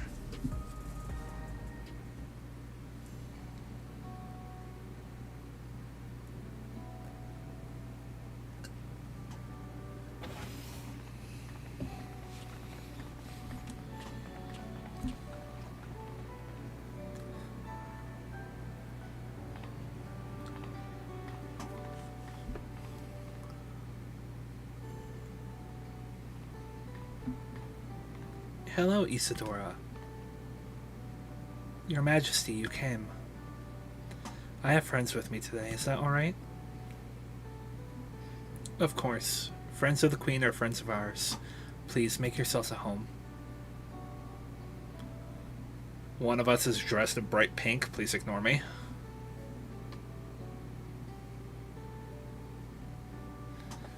How has Milos been? There's been no change, but the symptoms are thankfully mild today.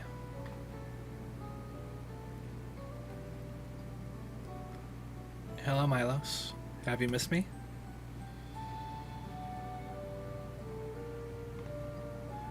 My son was born with 11 sickness, a severe etheric imbalance towards lightning. As a result, he suffers from paralysis. He cannot walk and struggles to speak. For a blessing, he still has his hearing, and even on bad days he can communicate with his eyes. I see. Sveen visits often, does she? She does. Milo simply adores her. He sometimes even manages to smile when she's here.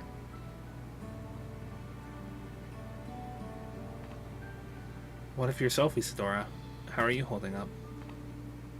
You needn't worry about me, Your Majesty. You always make time for us, and we have everything we need. I'm glad to hear that, but you mustn't strain yourself, understood? There's nothing you can do for him? Perhaps the treatment of souls, or... Unfortunately, no. While souls can revive those who have met with an accident, they cannot reverse the effects of old age and illness. Truth be told, many children are born like Milos. The illness has existed for generations, but we've been unable to find a cure. The cause is quite clear, though. The excess lightning in the environment. It's no coincidence the number of cases has risen dramatically these past 30 years. It's my fault. What was that? I'm sorry, Isadora, but I must be going. I promise to make a proper visit next time, with treats to share.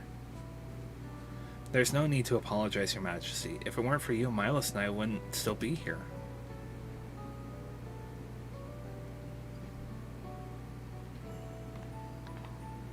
Thank you, Queen's Fiend.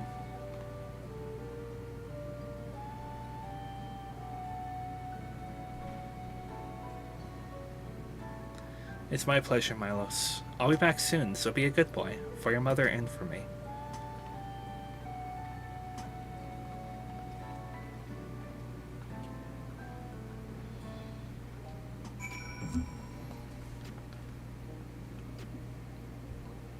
So he has an etheric imbalance.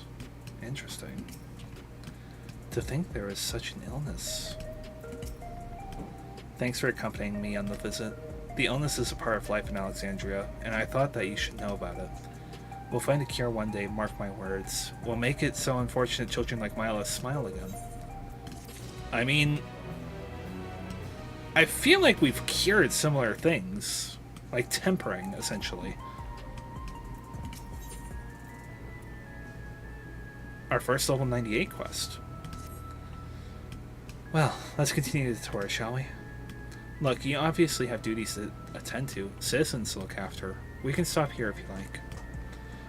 No, I do this because I want to, so please, do not worry.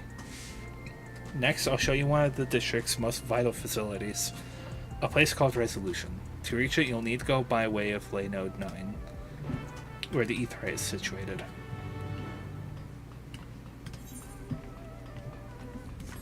But yeah, no, like, if we had Alizé or Alphino here, they would straight up say that we do have a cure for etheric imbalance.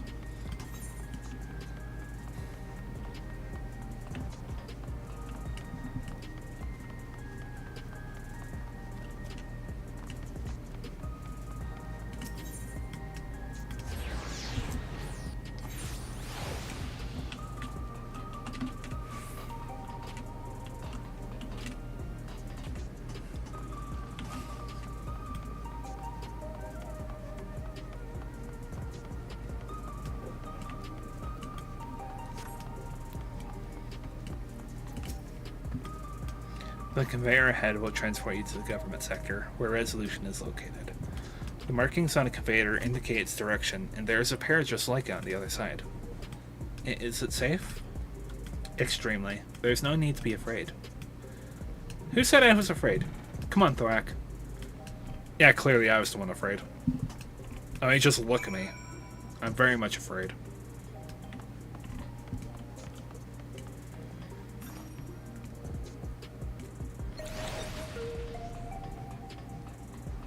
Intriguing. Praxis Park.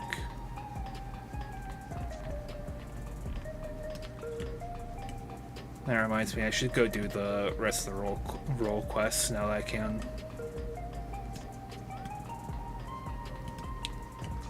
I gotta get this Ethernet shard while I'm here.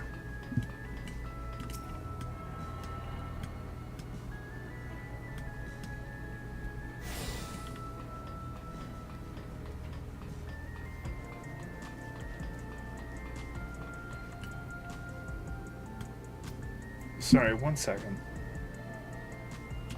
The screen will go black for a minute while I look this up. Huh. Oops, that's the wrong one. That's the right one. I will be right back real quick.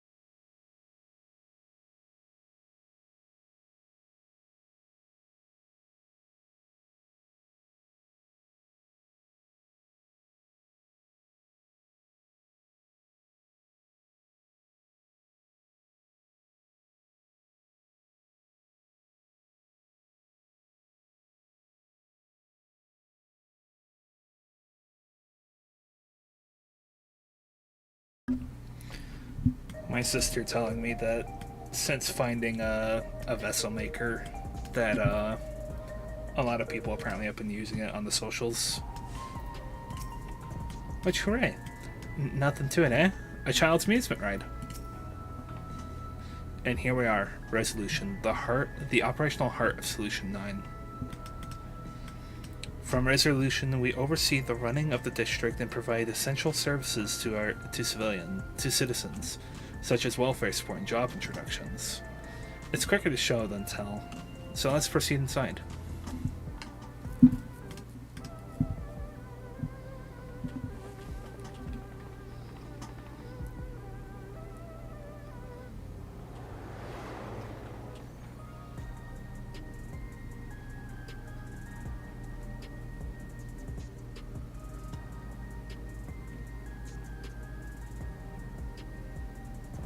Gosh, they have another DMV. Strange contraptions everywhere you look.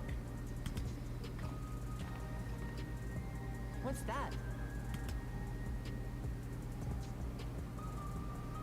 An infusion station. It dispenses souls in exchange for credits. Through hard work, citizens can obtain the peace of mind provided by spare souls. It's the way of life for Alexandrians, and has been for quite some time. But I imagine it must be difficult for outsiders to comprehend. That's putting it lightly. To be honest, it sounds disturbing.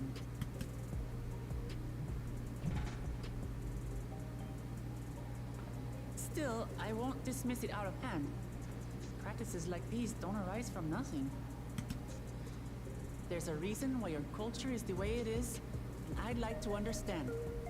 Won't you tell us some of your realm's history? She's got the answer on the question.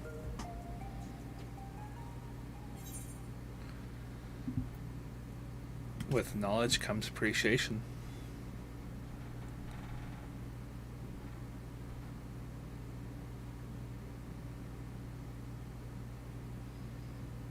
Very well. Be warned, though, that it may take a while.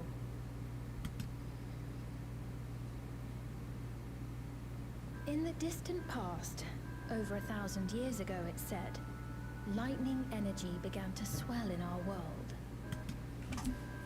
According to ancient records that date back around 8 centuries, the rainy season spanned a quarter of the year, during which time severe thunderstorms ravaged the land. 4 centuries later, this season had lengthened to nearly half the year. The trend continued, with our ancestors spending longer and longer languishing beneath storm clouds. Crops failed and livestock starved.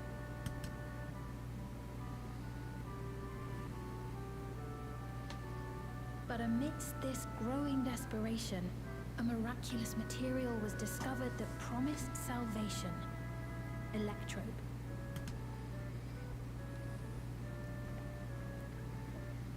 The stuff that's used everywhere here.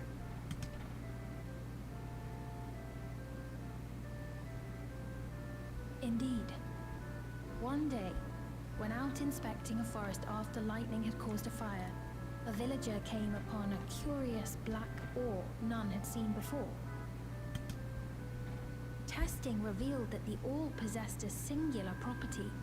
It could store lightning and convert it to other energies. In that instant, the scourge of endless storms became a blessing. Dubbed electrope, the ore found use in myriad inventions and dramatically improved people's lives. So much so, in fact, that all nations soon became dependent upon it, despite the difficulty of obtaining it in quantity. Supply was chronically scarce, and when nations couldn't meet their needs with their own deposits, some resorted to taking electrope from others. And there it Fighting is. was isolated and sporadic, until electrope came to be used in warfare. First in the weaponry of invaders, then in the countermeasures of defenders, and then in every aspect of combat where an advantage might be had.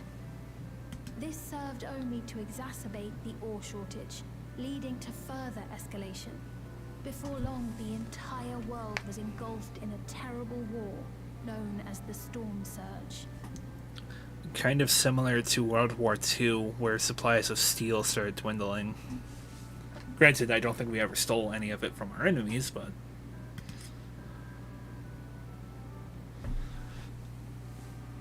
As the war came to a head, Alexandria's neighbor, Lindblum, committed its stores of electrope to the production of a weapon of mass destruction.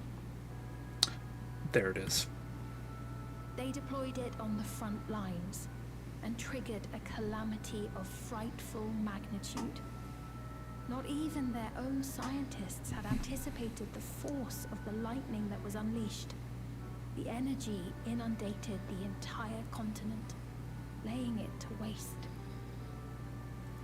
The ever familiar saying of, they won't... What was the saying? You know, something about they won't understand it until they use it. So that's how your world came to be this way.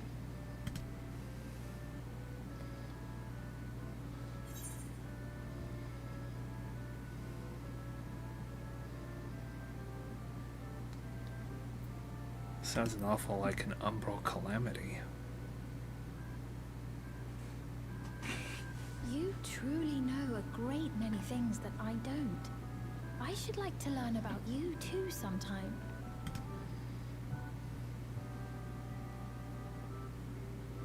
But to continue the tale, the people of Alexandria had already lost much to the war. They lost almost everything else to the Levin. Those who survived bore deep scars, tormented by the memory of loved ones taken too soon. Though they yet lived, the cruel spectre of death was with them always.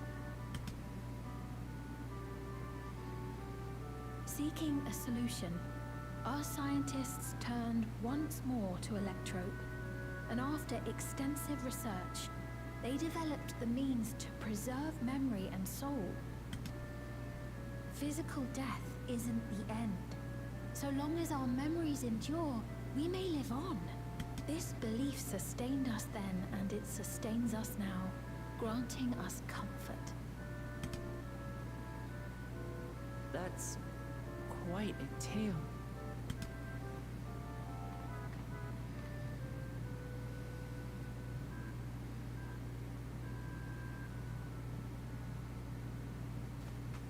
Your Majesty, help me. I beg you, help me. What's the matter? I've got no souls left. Not a single one. But the lot at Soul Supply refused to give me any. Please, you must do something.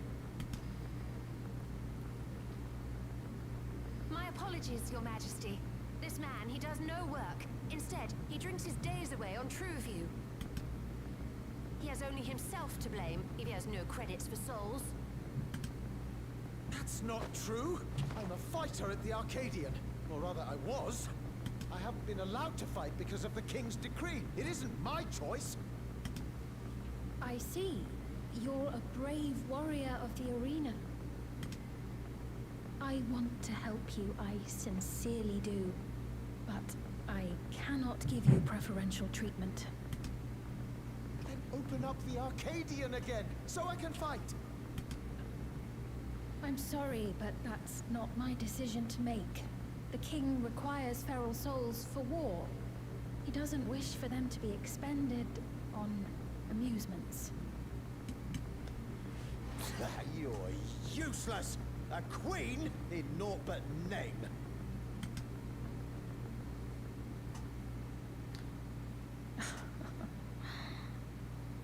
Insolent wretch! How dare you take that tone with Her Majesty?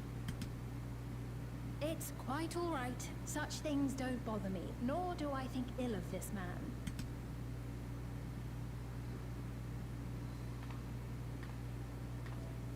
Hear me.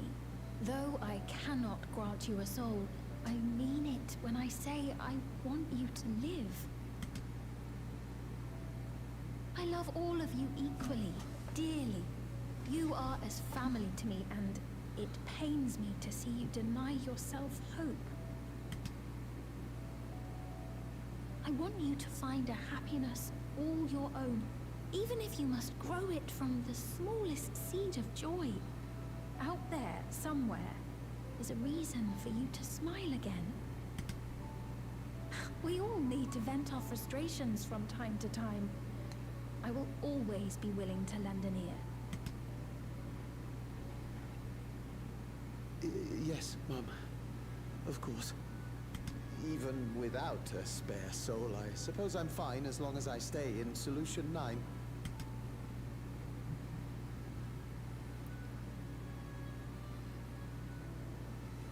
I apologize for my rudeness. Good day to you. The arena.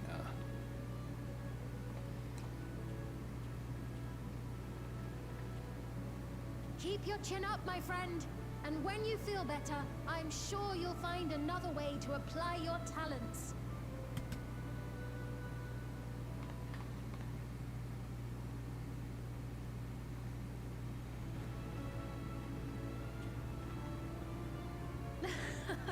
I'm sorry you had to see that.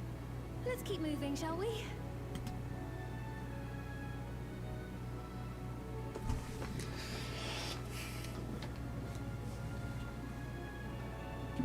Right. I believe we visited all the main facilities. With that, I declare our tour concluded. That man from before, does that sort of thing happen often? Somewhat. It's unavoidable. Hardships are a fact of life. Our soul management system has sustained our realm for generations, but it isn't without flaws. For one, people have become accustomed to having spare souls. Without them, they feel vulnerable and anxious.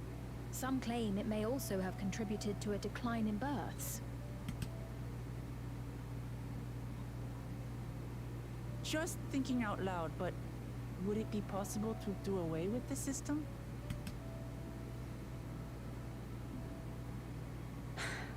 No.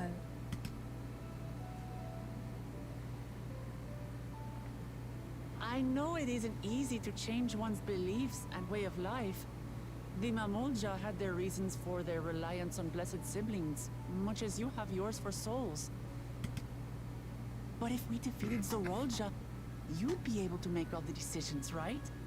Then we could work together to fix things, restore your realm to where it belongs, and see where we can go from there.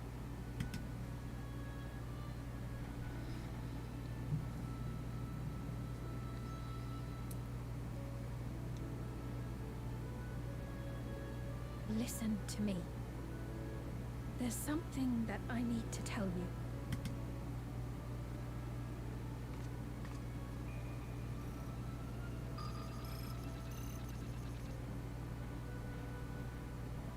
What is it? Actually, never mind. It's nothing of import. Well, it was lovely showing you around. Of course. Of course. Thanks so much for the tour. We've learned not only about your realm, but you as well. For now, our priority is Zorolja. But once we've dealt with him, perhaps I can return the favor and show you to Lihiola. I'd like that very much.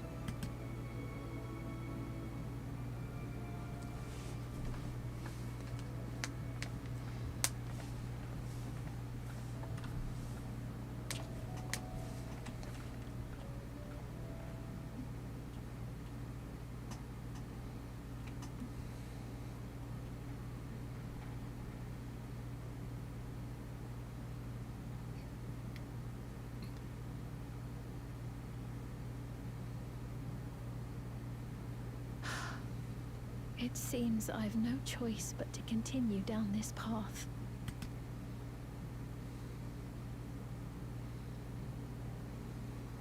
Forgive me, Val Wuklamart, but I must disappoint you.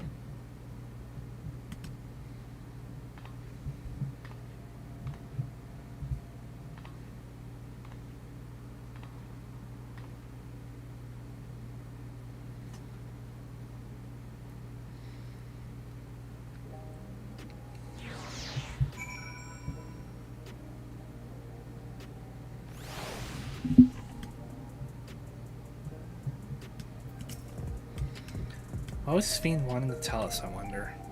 Well, it can wait for another time. We've been exploring for a while now and should probably go to Kikiwa's meeting point. That'll be back the way we came, I think.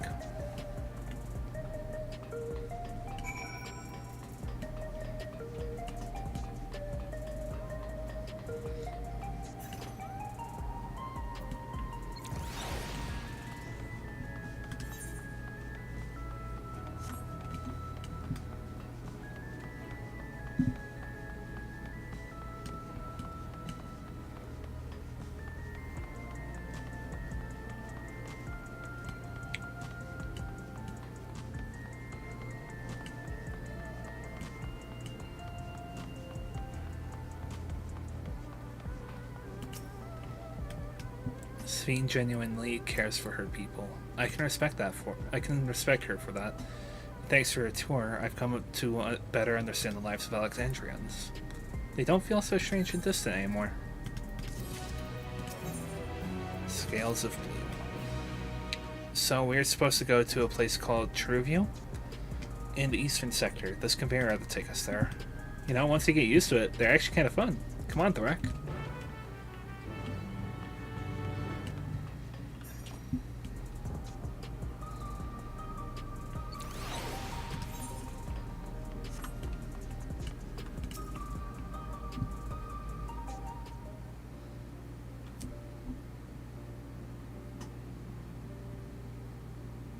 This is the right place, you think?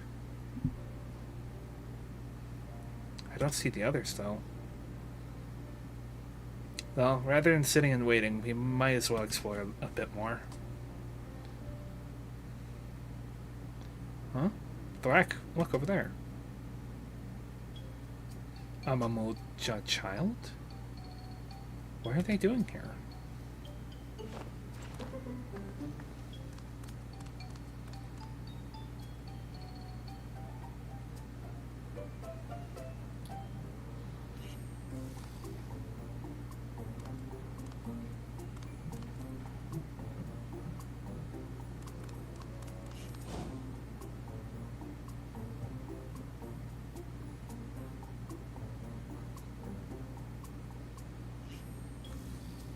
You noticed too, right? The resemblance to Zeralja? The blue scales of Abunewa with the features of Hubio. That can't be a coincidence. At any rate, it wouldn't do to leave such a small child on their own. Come on, let's go after him.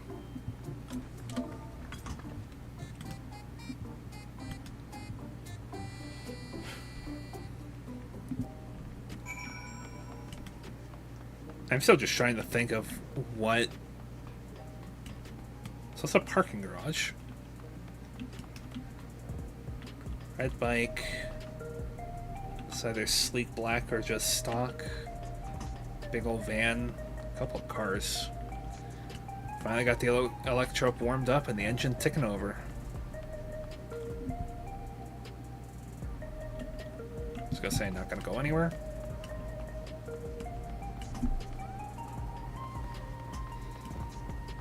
I'm just trying to think of what Sven could be doing. The absolute worst that she could do is just deny us our guest status here in Everkeep.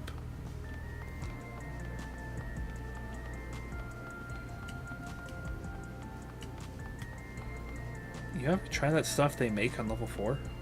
Cultivated steak? Yeah, I'm not sure how I feel about it. Emmeline Ironhearts. Hello. That tome. That would happen to be a sightseeing log, would it? Melith. Now that's a name I haven't heard in a long time. And dear Selspy. She's my twin sister, you see, and I haven't seen her for 30 long years. Not since I was trapped during my exploration of Yasulani. It brings me great joy to know she is well. Pardon me for asking, but might I see the note she added it to your log? She always did make such bold strokes of her lettering. Here. I've added my own notes. Some of the information may seem improbable, but at best, I believe there is truth in every entry. Were I younger, I would set out on my own search of these fantastic sights myself, but alas, my body can no longer endure such travels. Though thanks to you, I feel lighter than I have in an age. If there is one thing I should wish, it is to see my sister again before I die. There is so much I would share with her. But you have better things to attend to than old woman's musings. Take care, kind adventurer, and may your journey lead you to vistas both bright and unforgettable.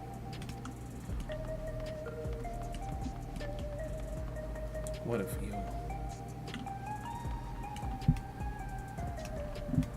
I was down there like an hour ago.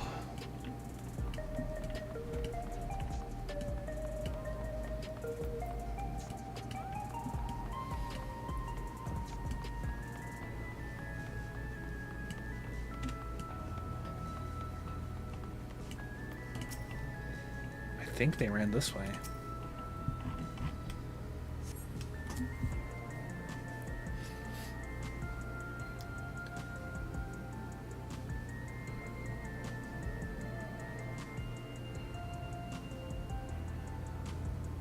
Is that the arena? This up here?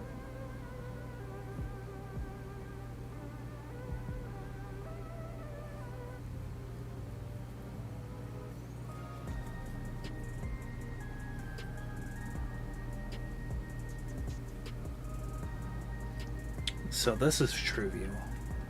I'm not sure what I'm looking at, but it does seem lively.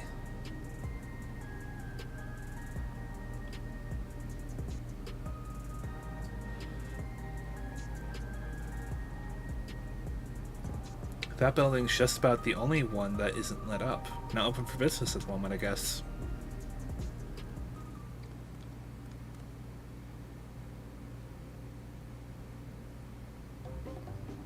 What?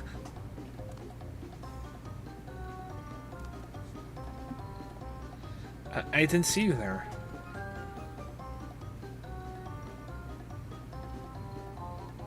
Listen, we don't mean you any harm. We just want to talk. It's a bit odd, don't you think? They run off when we approach, only to suddenly reappear. Could it be they want to take us somewhere?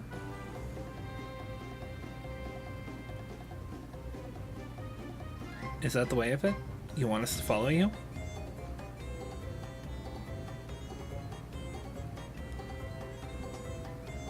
So it is. Alright then, lead the way.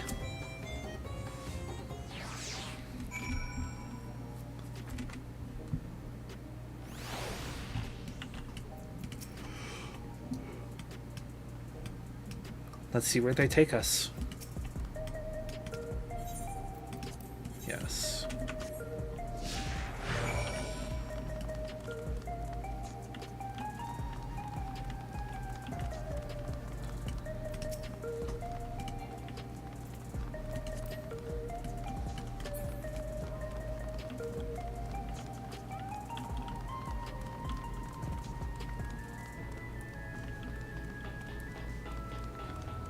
Not gonna lie, could this child go any slower?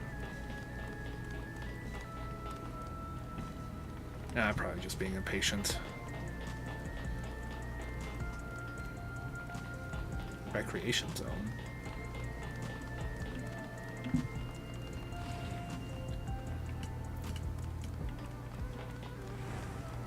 Melancholy Tassos.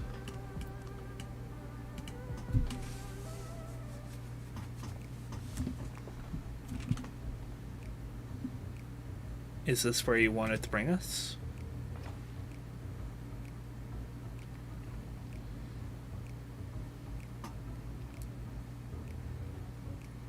Sort of a pub club? What is this place? If you're meant to relax here, it isn't working for me. Hey, what's your name?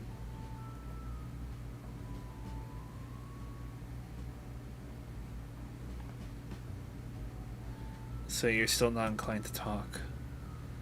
He'll only talk if he's completely comfortable with you. You know him? After a fashion, but never mind that. How about something about your whistle? Adorable as you are, it's on the house. Adorable as you are, it's on the house.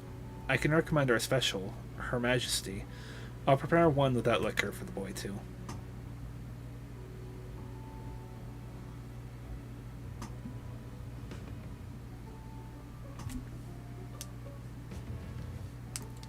Thanks, but no thanks. We're supposed to meet a friend named Kakiwa. But we ran into the child on the way and he led us here. Oh, so you're with Kakiwa.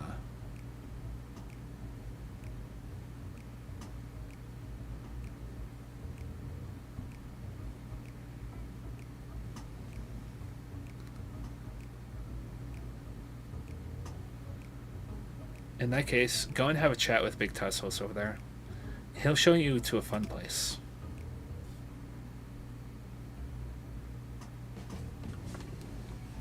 What about him? I don't think he's in the mood to talk, so he can tend the bar with me. This is taking a turn for the strange, but don't you think we're walking into a trap? Oh. But you don't think we're walking into a trap, do you? Damned if this doesn't have suspicious written all over it.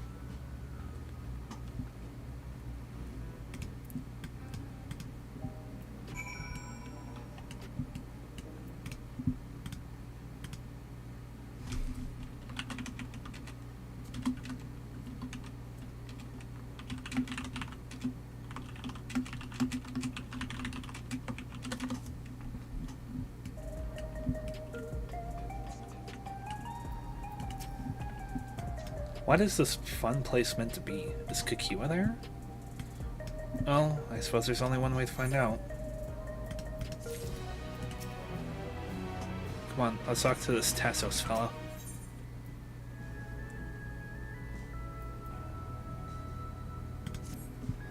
This area is normally off limits, but Kakiwa's told us about you. Just follow the corridor and head into the room at the end. Let's go, Thrak. Whatever happened, you won't catch me being surprised.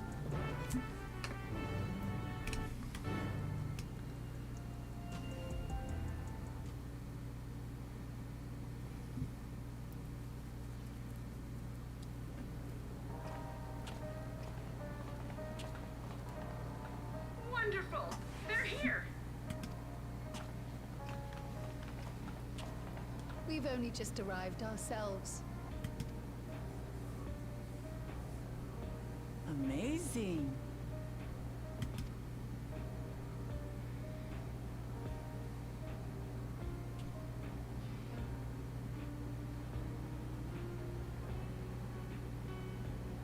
I bid you welcome to the back room. Oblivion's humble headquarters. A hideout tucked behind a drinking hole. Brings back memories, doesn't it?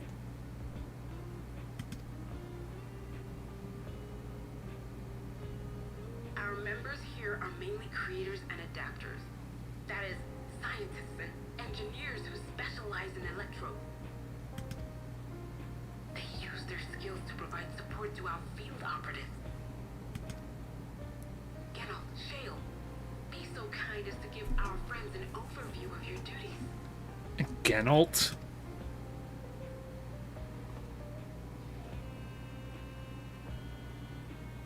Well, there's provisioning. Gotta have supplies to fight a good fight, ain't ya? Luckily, we got the tools to craft most of what we need. Gathering intelligence is another vital aspect of our work. Everkeep's core system is a veritable treasure trove of information. You just need to know how to get in and find it.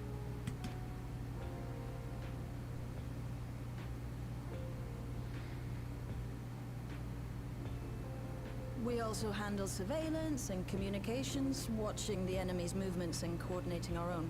That sort of thing. And among all our activities, we spend a fair bit of effort investigating preservation. The organization credited with laying the foundations of electrope technology. From the soul management system to Everkeep's design, they're behind just about everything you see here. It'd be no exaggeration to say they made this realm what it is.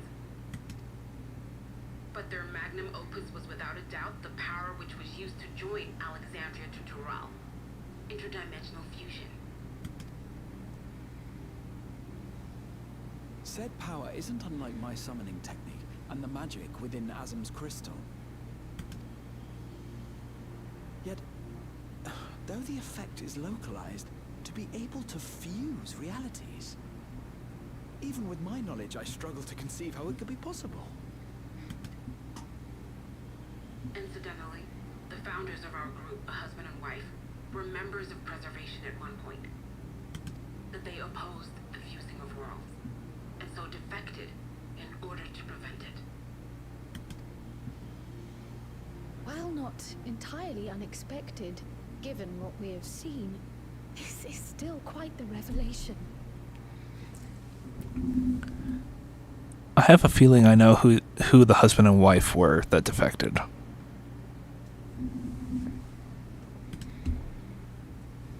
By the by, that's an interesting earring you have there. A novel way of carrying a data storage device.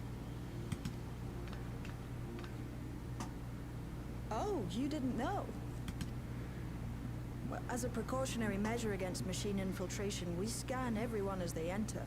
And when we scanned you, we detected a small quantity of electrope. Though it's been dressed up, that earring is a storage device and no mistake. Bought it from a shop here, did you?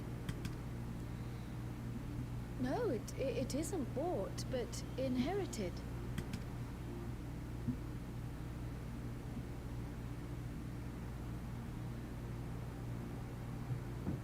So these people sent you through the portal along with the earring? Do you know aught of them? Listen, Cryo. The husband and wife who founded our order. It's believed that they were Malala. Though we have no evidence at present, we can't rule out the possibility that they were your parents, or perhaps close relations. This I posit because they were the very individuals who spearheaded the research into interdimensional fusion. As traitors to preservation, they were relentlessly pursued. If they had a child they feared they couldn't keep safe, entrusting her to the people of another world might have been their best option. My parents. The founders of Oblivion. Tell me everything you know about them, no matter how small or seemingly insignificant. Anything and everything. We don't even know their names, I'm afraid.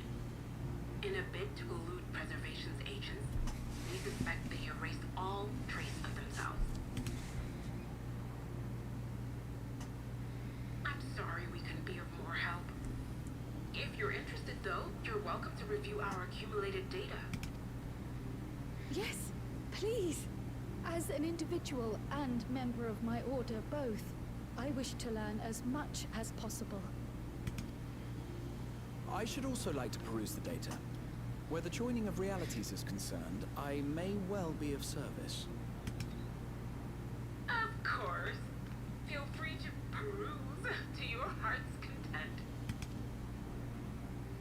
Thank you. If you like, I can examine your earring. I have to say, the prospect that it belonged to our founders has me itching to take a look.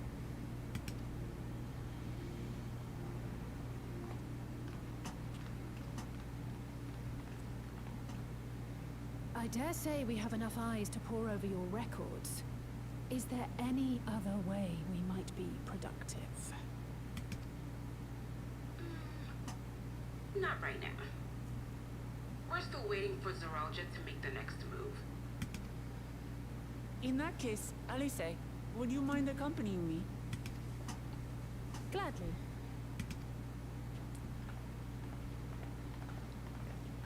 Oh, I've buggered it up again. Never a moment's peace. Pay him no mind. I don't.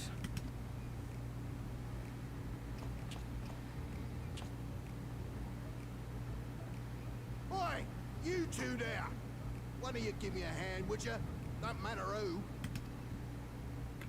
I just remembered I have matters to discuss with Shay.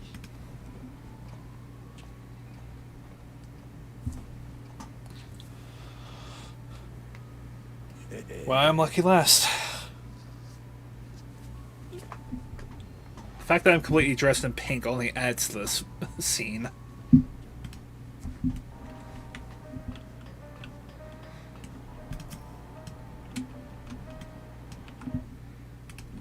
One moment.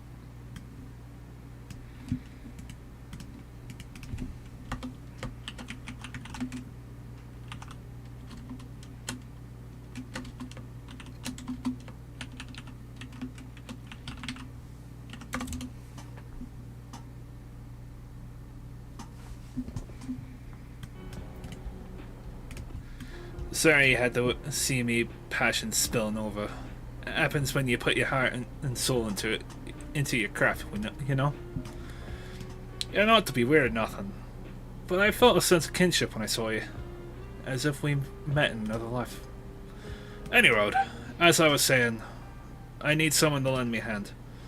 I have slept for 2 nights now, not a single wink, and I'm ripe to collapse. Can't afford to. Can't afford to, though. Got folks relying on me. But if I'm to keep at it, I need you to fetch me my favorite energy tonic. That voucher's good for 2 cans. One for yourself by way of welcome. Can't get the stuff in any old vending machine though. You need to talk to a bloke named Philemon. You'll find him tending a bar out on the main strip. Off you go now.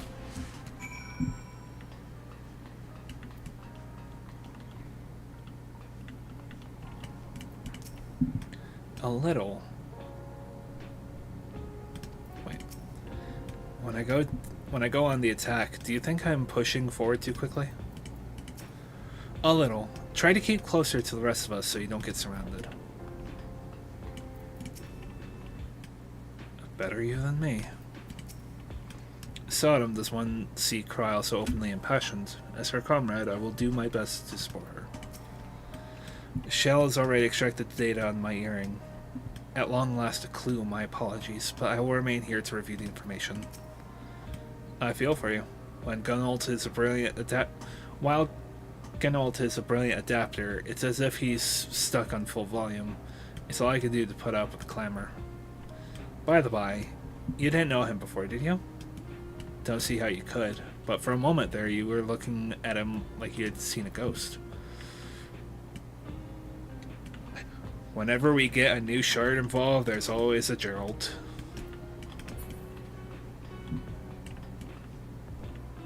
Genolt. Speak of Philemon.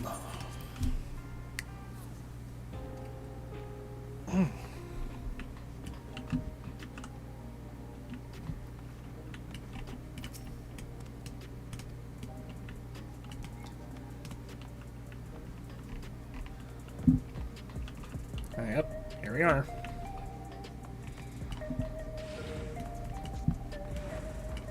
Well, any road I can do this now. Any road, as Genold would say. The Arcadian. Yes, that's the arena.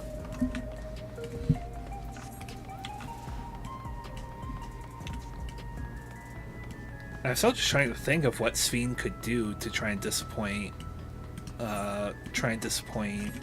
Wicklamat.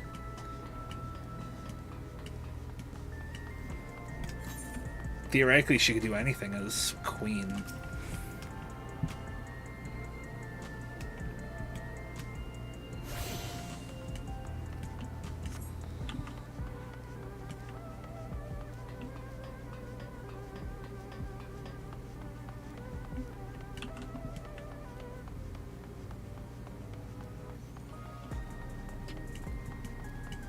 Then again, Sphene might not be as indelicate as she would appear to be.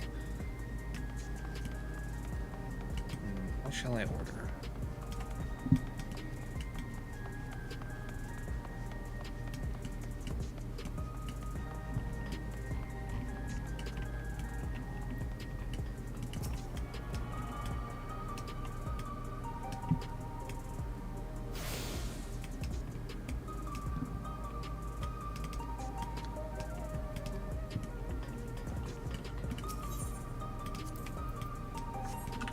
Okay, excellent.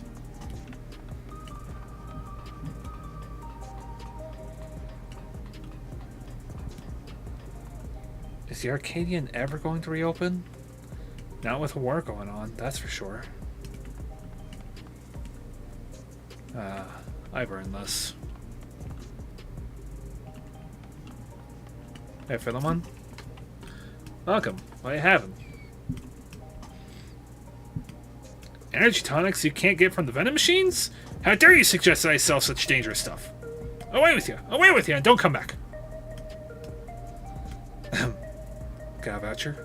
Slip it to me, then. Slip it to me, then. Nice and subtle.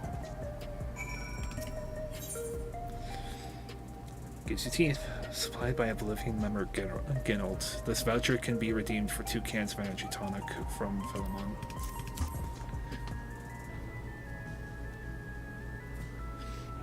So you're collecting for Ginold. A can for him and a can for you, huh?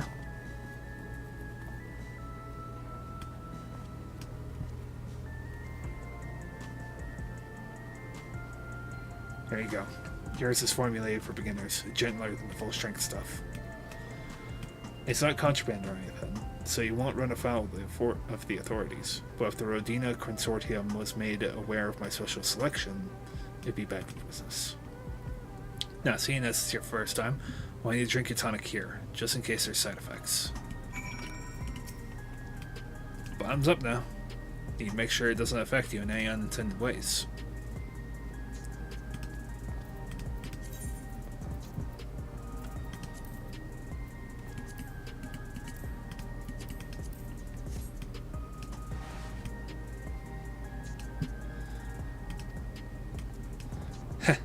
Now that's how you do it. Your pulse has to quicken soon, after which you'll start to see everything more clearly. Then, finally, you'll feel a roaring surge of energy. People say it's like a growing pair of rainbow wings. Well, you haven't upped and carked it, so hurry along and give Ginold his tonic. He tends to leave it to the last moments. I expect he's about to keel over.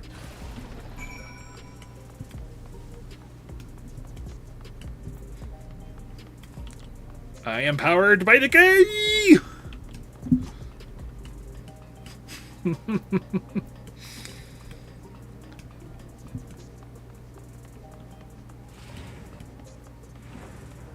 can't wait for the inevitable crash to happen later.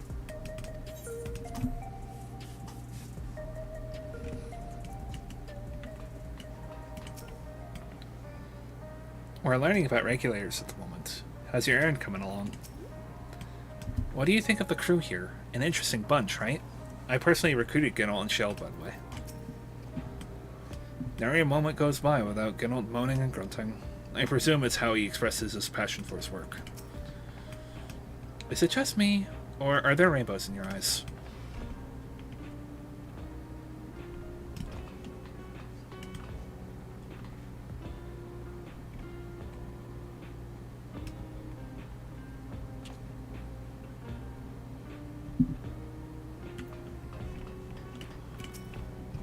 Seldom does one see Krile so openly impassioned.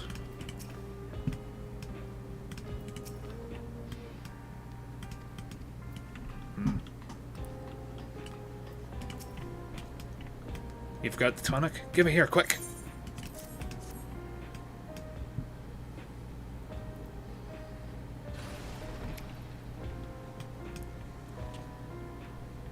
Ah, that's the stuff. Ain't nothing like it to blow the cobwebs right out. With a great big kaboom! Awakens some feral in me, it does. Transforms me into a remorseless beast that won't stop until it's done. Until it's done what it was born to do. Anyway, sorry for sending you off on an errand like that. I just can't concentrate without my tonic, you know? And the pile of work only ever gets bigger. Speaking of which, I better get back to it. Those weapons and tools ain't going to enhance themselves.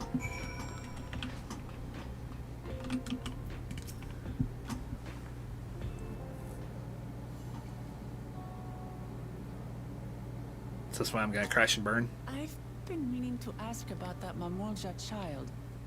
Could he be... Yes.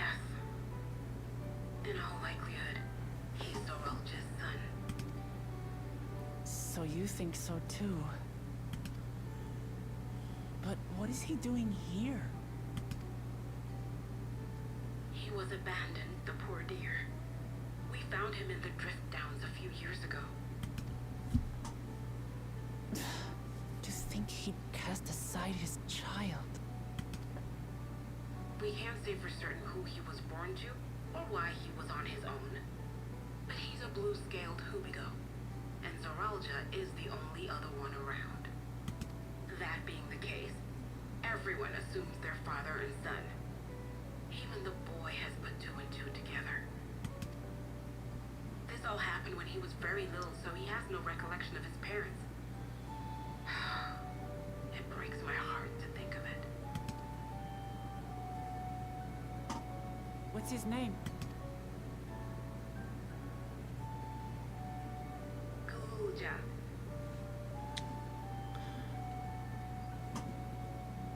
Dude! It was my hope that he'd grow up to be a man of principle, like his grandfather. It's a fine name. I should mention that the boy is a little unusual. At first, I intended to raise him as my own. But just when I thought he was warming to me, he suddenly disappeared. We searched high and low for several days. And where should he turn up? But in the wilds near Everkeep. What? It's a miracle he didn't fall prey to fiends. See? That's another unusual thing. Creatures don't seem to attack him. He could pick his way through the Thunder Yards as if he were on a stroll. On making inquiries, we learned that he had been living alone and receiving food from the people of the outskirts. This became something of a pattern. We track him down and bring him back, only for him to disappear again within a matter of days. He would return to the wilds without fail, and once again rely on the kindness of strangers to survive. Finally, I took the hint and left him be, giving him the solitude he prefers, and lending a hand only when he explicitly asks. If Gululja is Zorolja's child, that makes him my nephew. Assuming he's willing, I'd be glad to take him in like Papa did for me. But seeing as I'm here to kill his father, I don't know if it would be right. Who was that?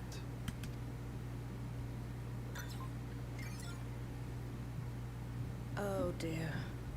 It's Gululja. Don't tell me he heard everything. Oh, this is my fault. I asked that he be kept away, but I should have taken more precautions. I'm going after him. I need to explain. Wait, Lamaji.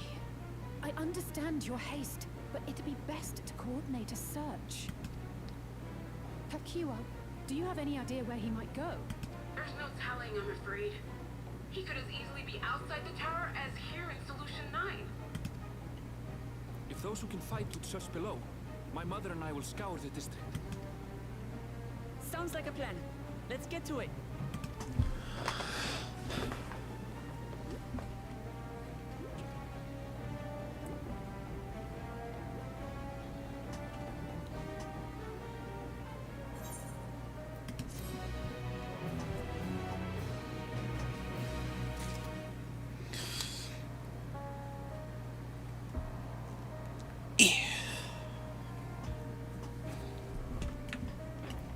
That shield on your back. No, that's the best. Now to upload the blueprints.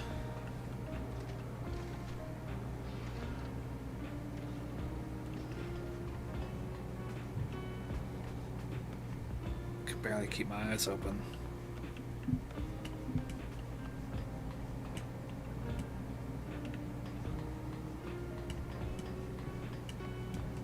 I'll do this last mission before I call it. Regardless of the circumstances, Zeralja is Galulja's father. The boy is bound to be confused. If Galulja is outside the tower, we need to find him as quickly as possible. Even if he's used to getting around on his own, the wilds are still no place for a child. Agreed. While Kryle and Raha continue reviewing the data, the three of us should devote ourselves to the search. Alright, let's head to the base of the tower and take it from there.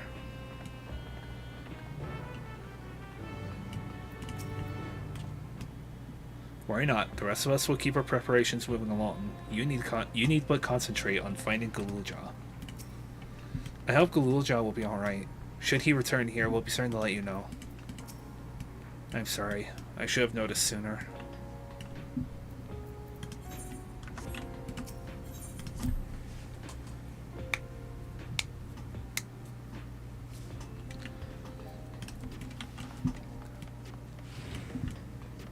This rare was a ploy just to get us out of the tower while XIV does whatever she's planning.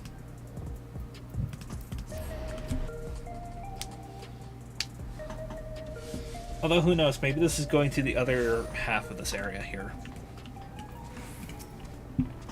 Heritage Found is a large area. Splitting up will allow us to cover more ground. Well, here we are outside. Where do we even begin? Perhaps someone has caught sight of Galulja. Let's make inquiries nearby. Good idea. Could you handle the outskirts, Alice? In the meantime, Thorak and I will head beyond that big wall.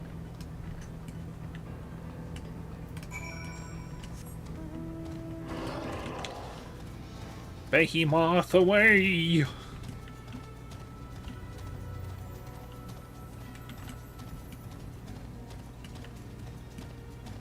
Gosh, now I want to get to playing some Monster Hunter.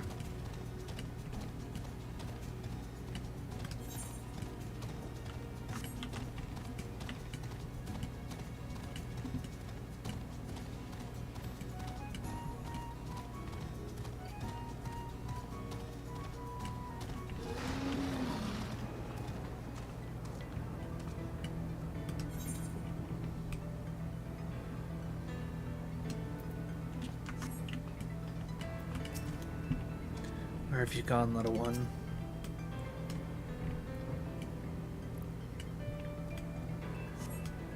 Galulja doesn't appear to be in the area. However, you catch sight of a group of people a short distance southwest.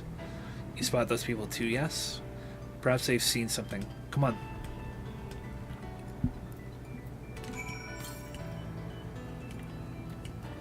Down that direction.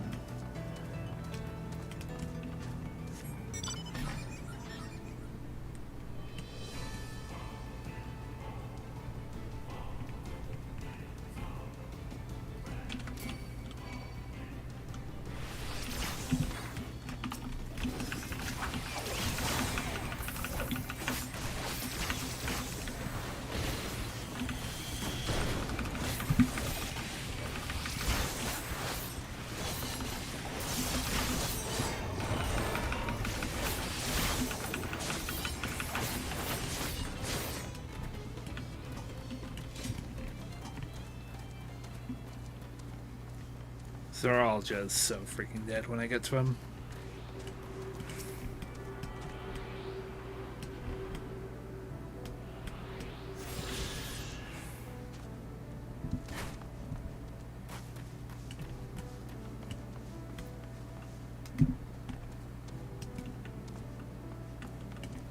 Perhaps it's time we replaced our hover cargo.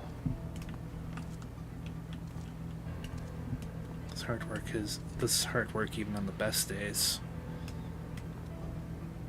Worth noting on these people, not all of them have regulators.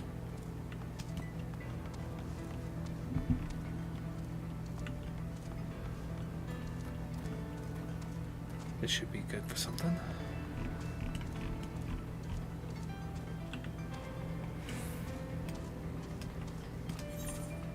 Spire of Trial.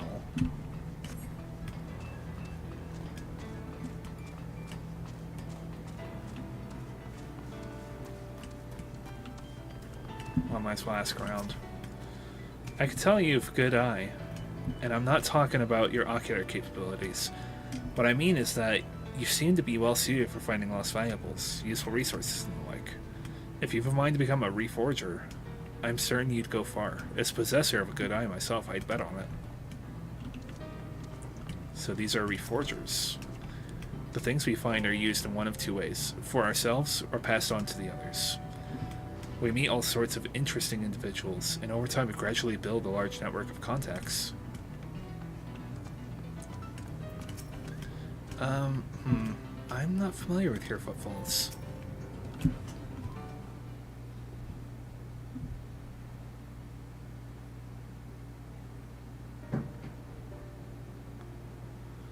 Looks like some sort of salvage yard.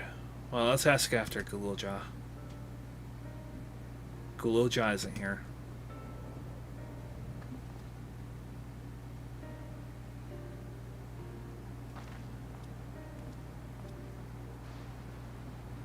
You know the boy?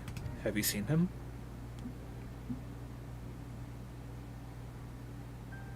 She's blind. Oh, forgive me. I didn't know you were... No offense taken. My name is Tapu. My eyes may be useless, but my ears are sharper for it.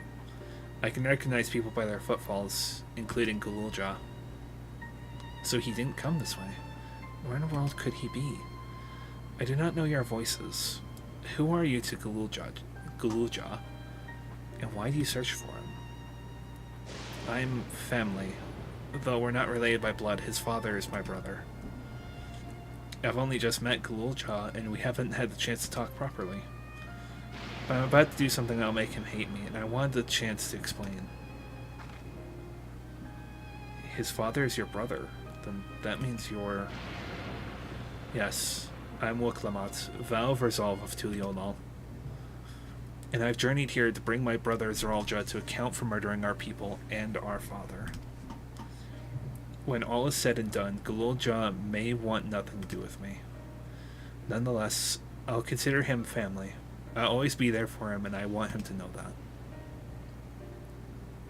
It tears you apart to do what you must. The quiver in your voice tells the tale. Gululja was headed south. There he has a place that is as close to home as he knows. Find and bear your heart to him. Should he in turn bear his heart to you and accept and respect his wishes, as Queen Sphene respected ours when she granted us a place in her realm? I will. Don't worry. But, what do you mean when you say Sphene respected your wishes? Out of concern for our well-being, Her Majesty had urged us to reside inside Everkeep. When we declined, not only did she gracefully accept our decision, she granted us the necessary supplies to make our home here. And since then, she has paid us regular visits to see how we fare.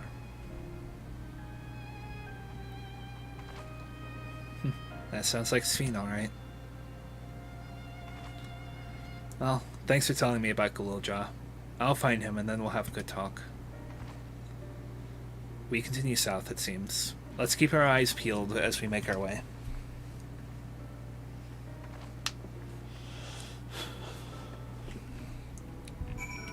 Looking at her eyes and the fact that she said, I didn't recognize your footfalls, just clicked. Yeah, she was blind.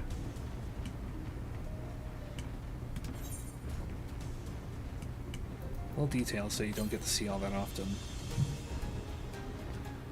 To the east.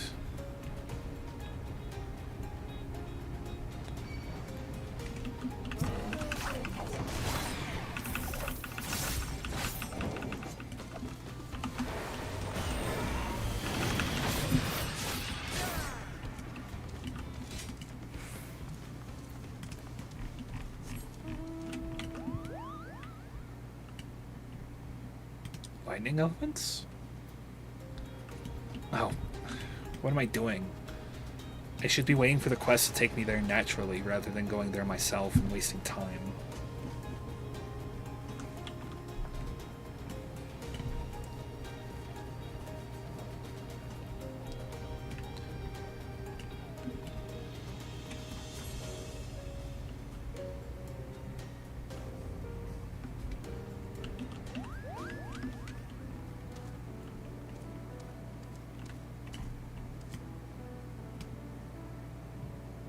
Is that supposed to be where Lindblom, I think she called it? Is that where they were supposed to set off the bomb? Or whatever weapon they had?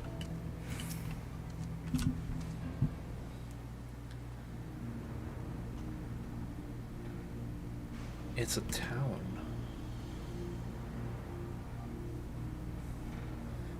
And half of it is submerged. The architecture looks nothing like what we've seen so far. It's more Charlan.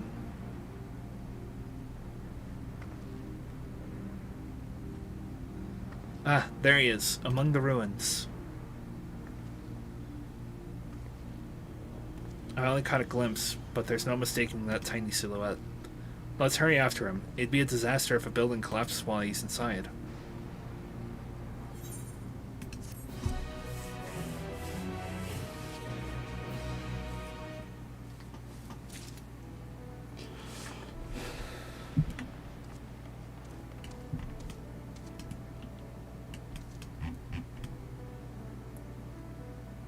I'll definitely have to give it a bit more of a think in the intervening time, but I'll probably be back tomorrow. And what level is this quest? 98? There is a possibility that the next time I stream will be the end of Dawntrail. At least during the main story. I won't be going over the several patches. I'll just do those my own time. But for now, I've been Okami Thorak Junot, and thank you any and everyone who came and chat. Like, even just watched. Alright. Have a good night.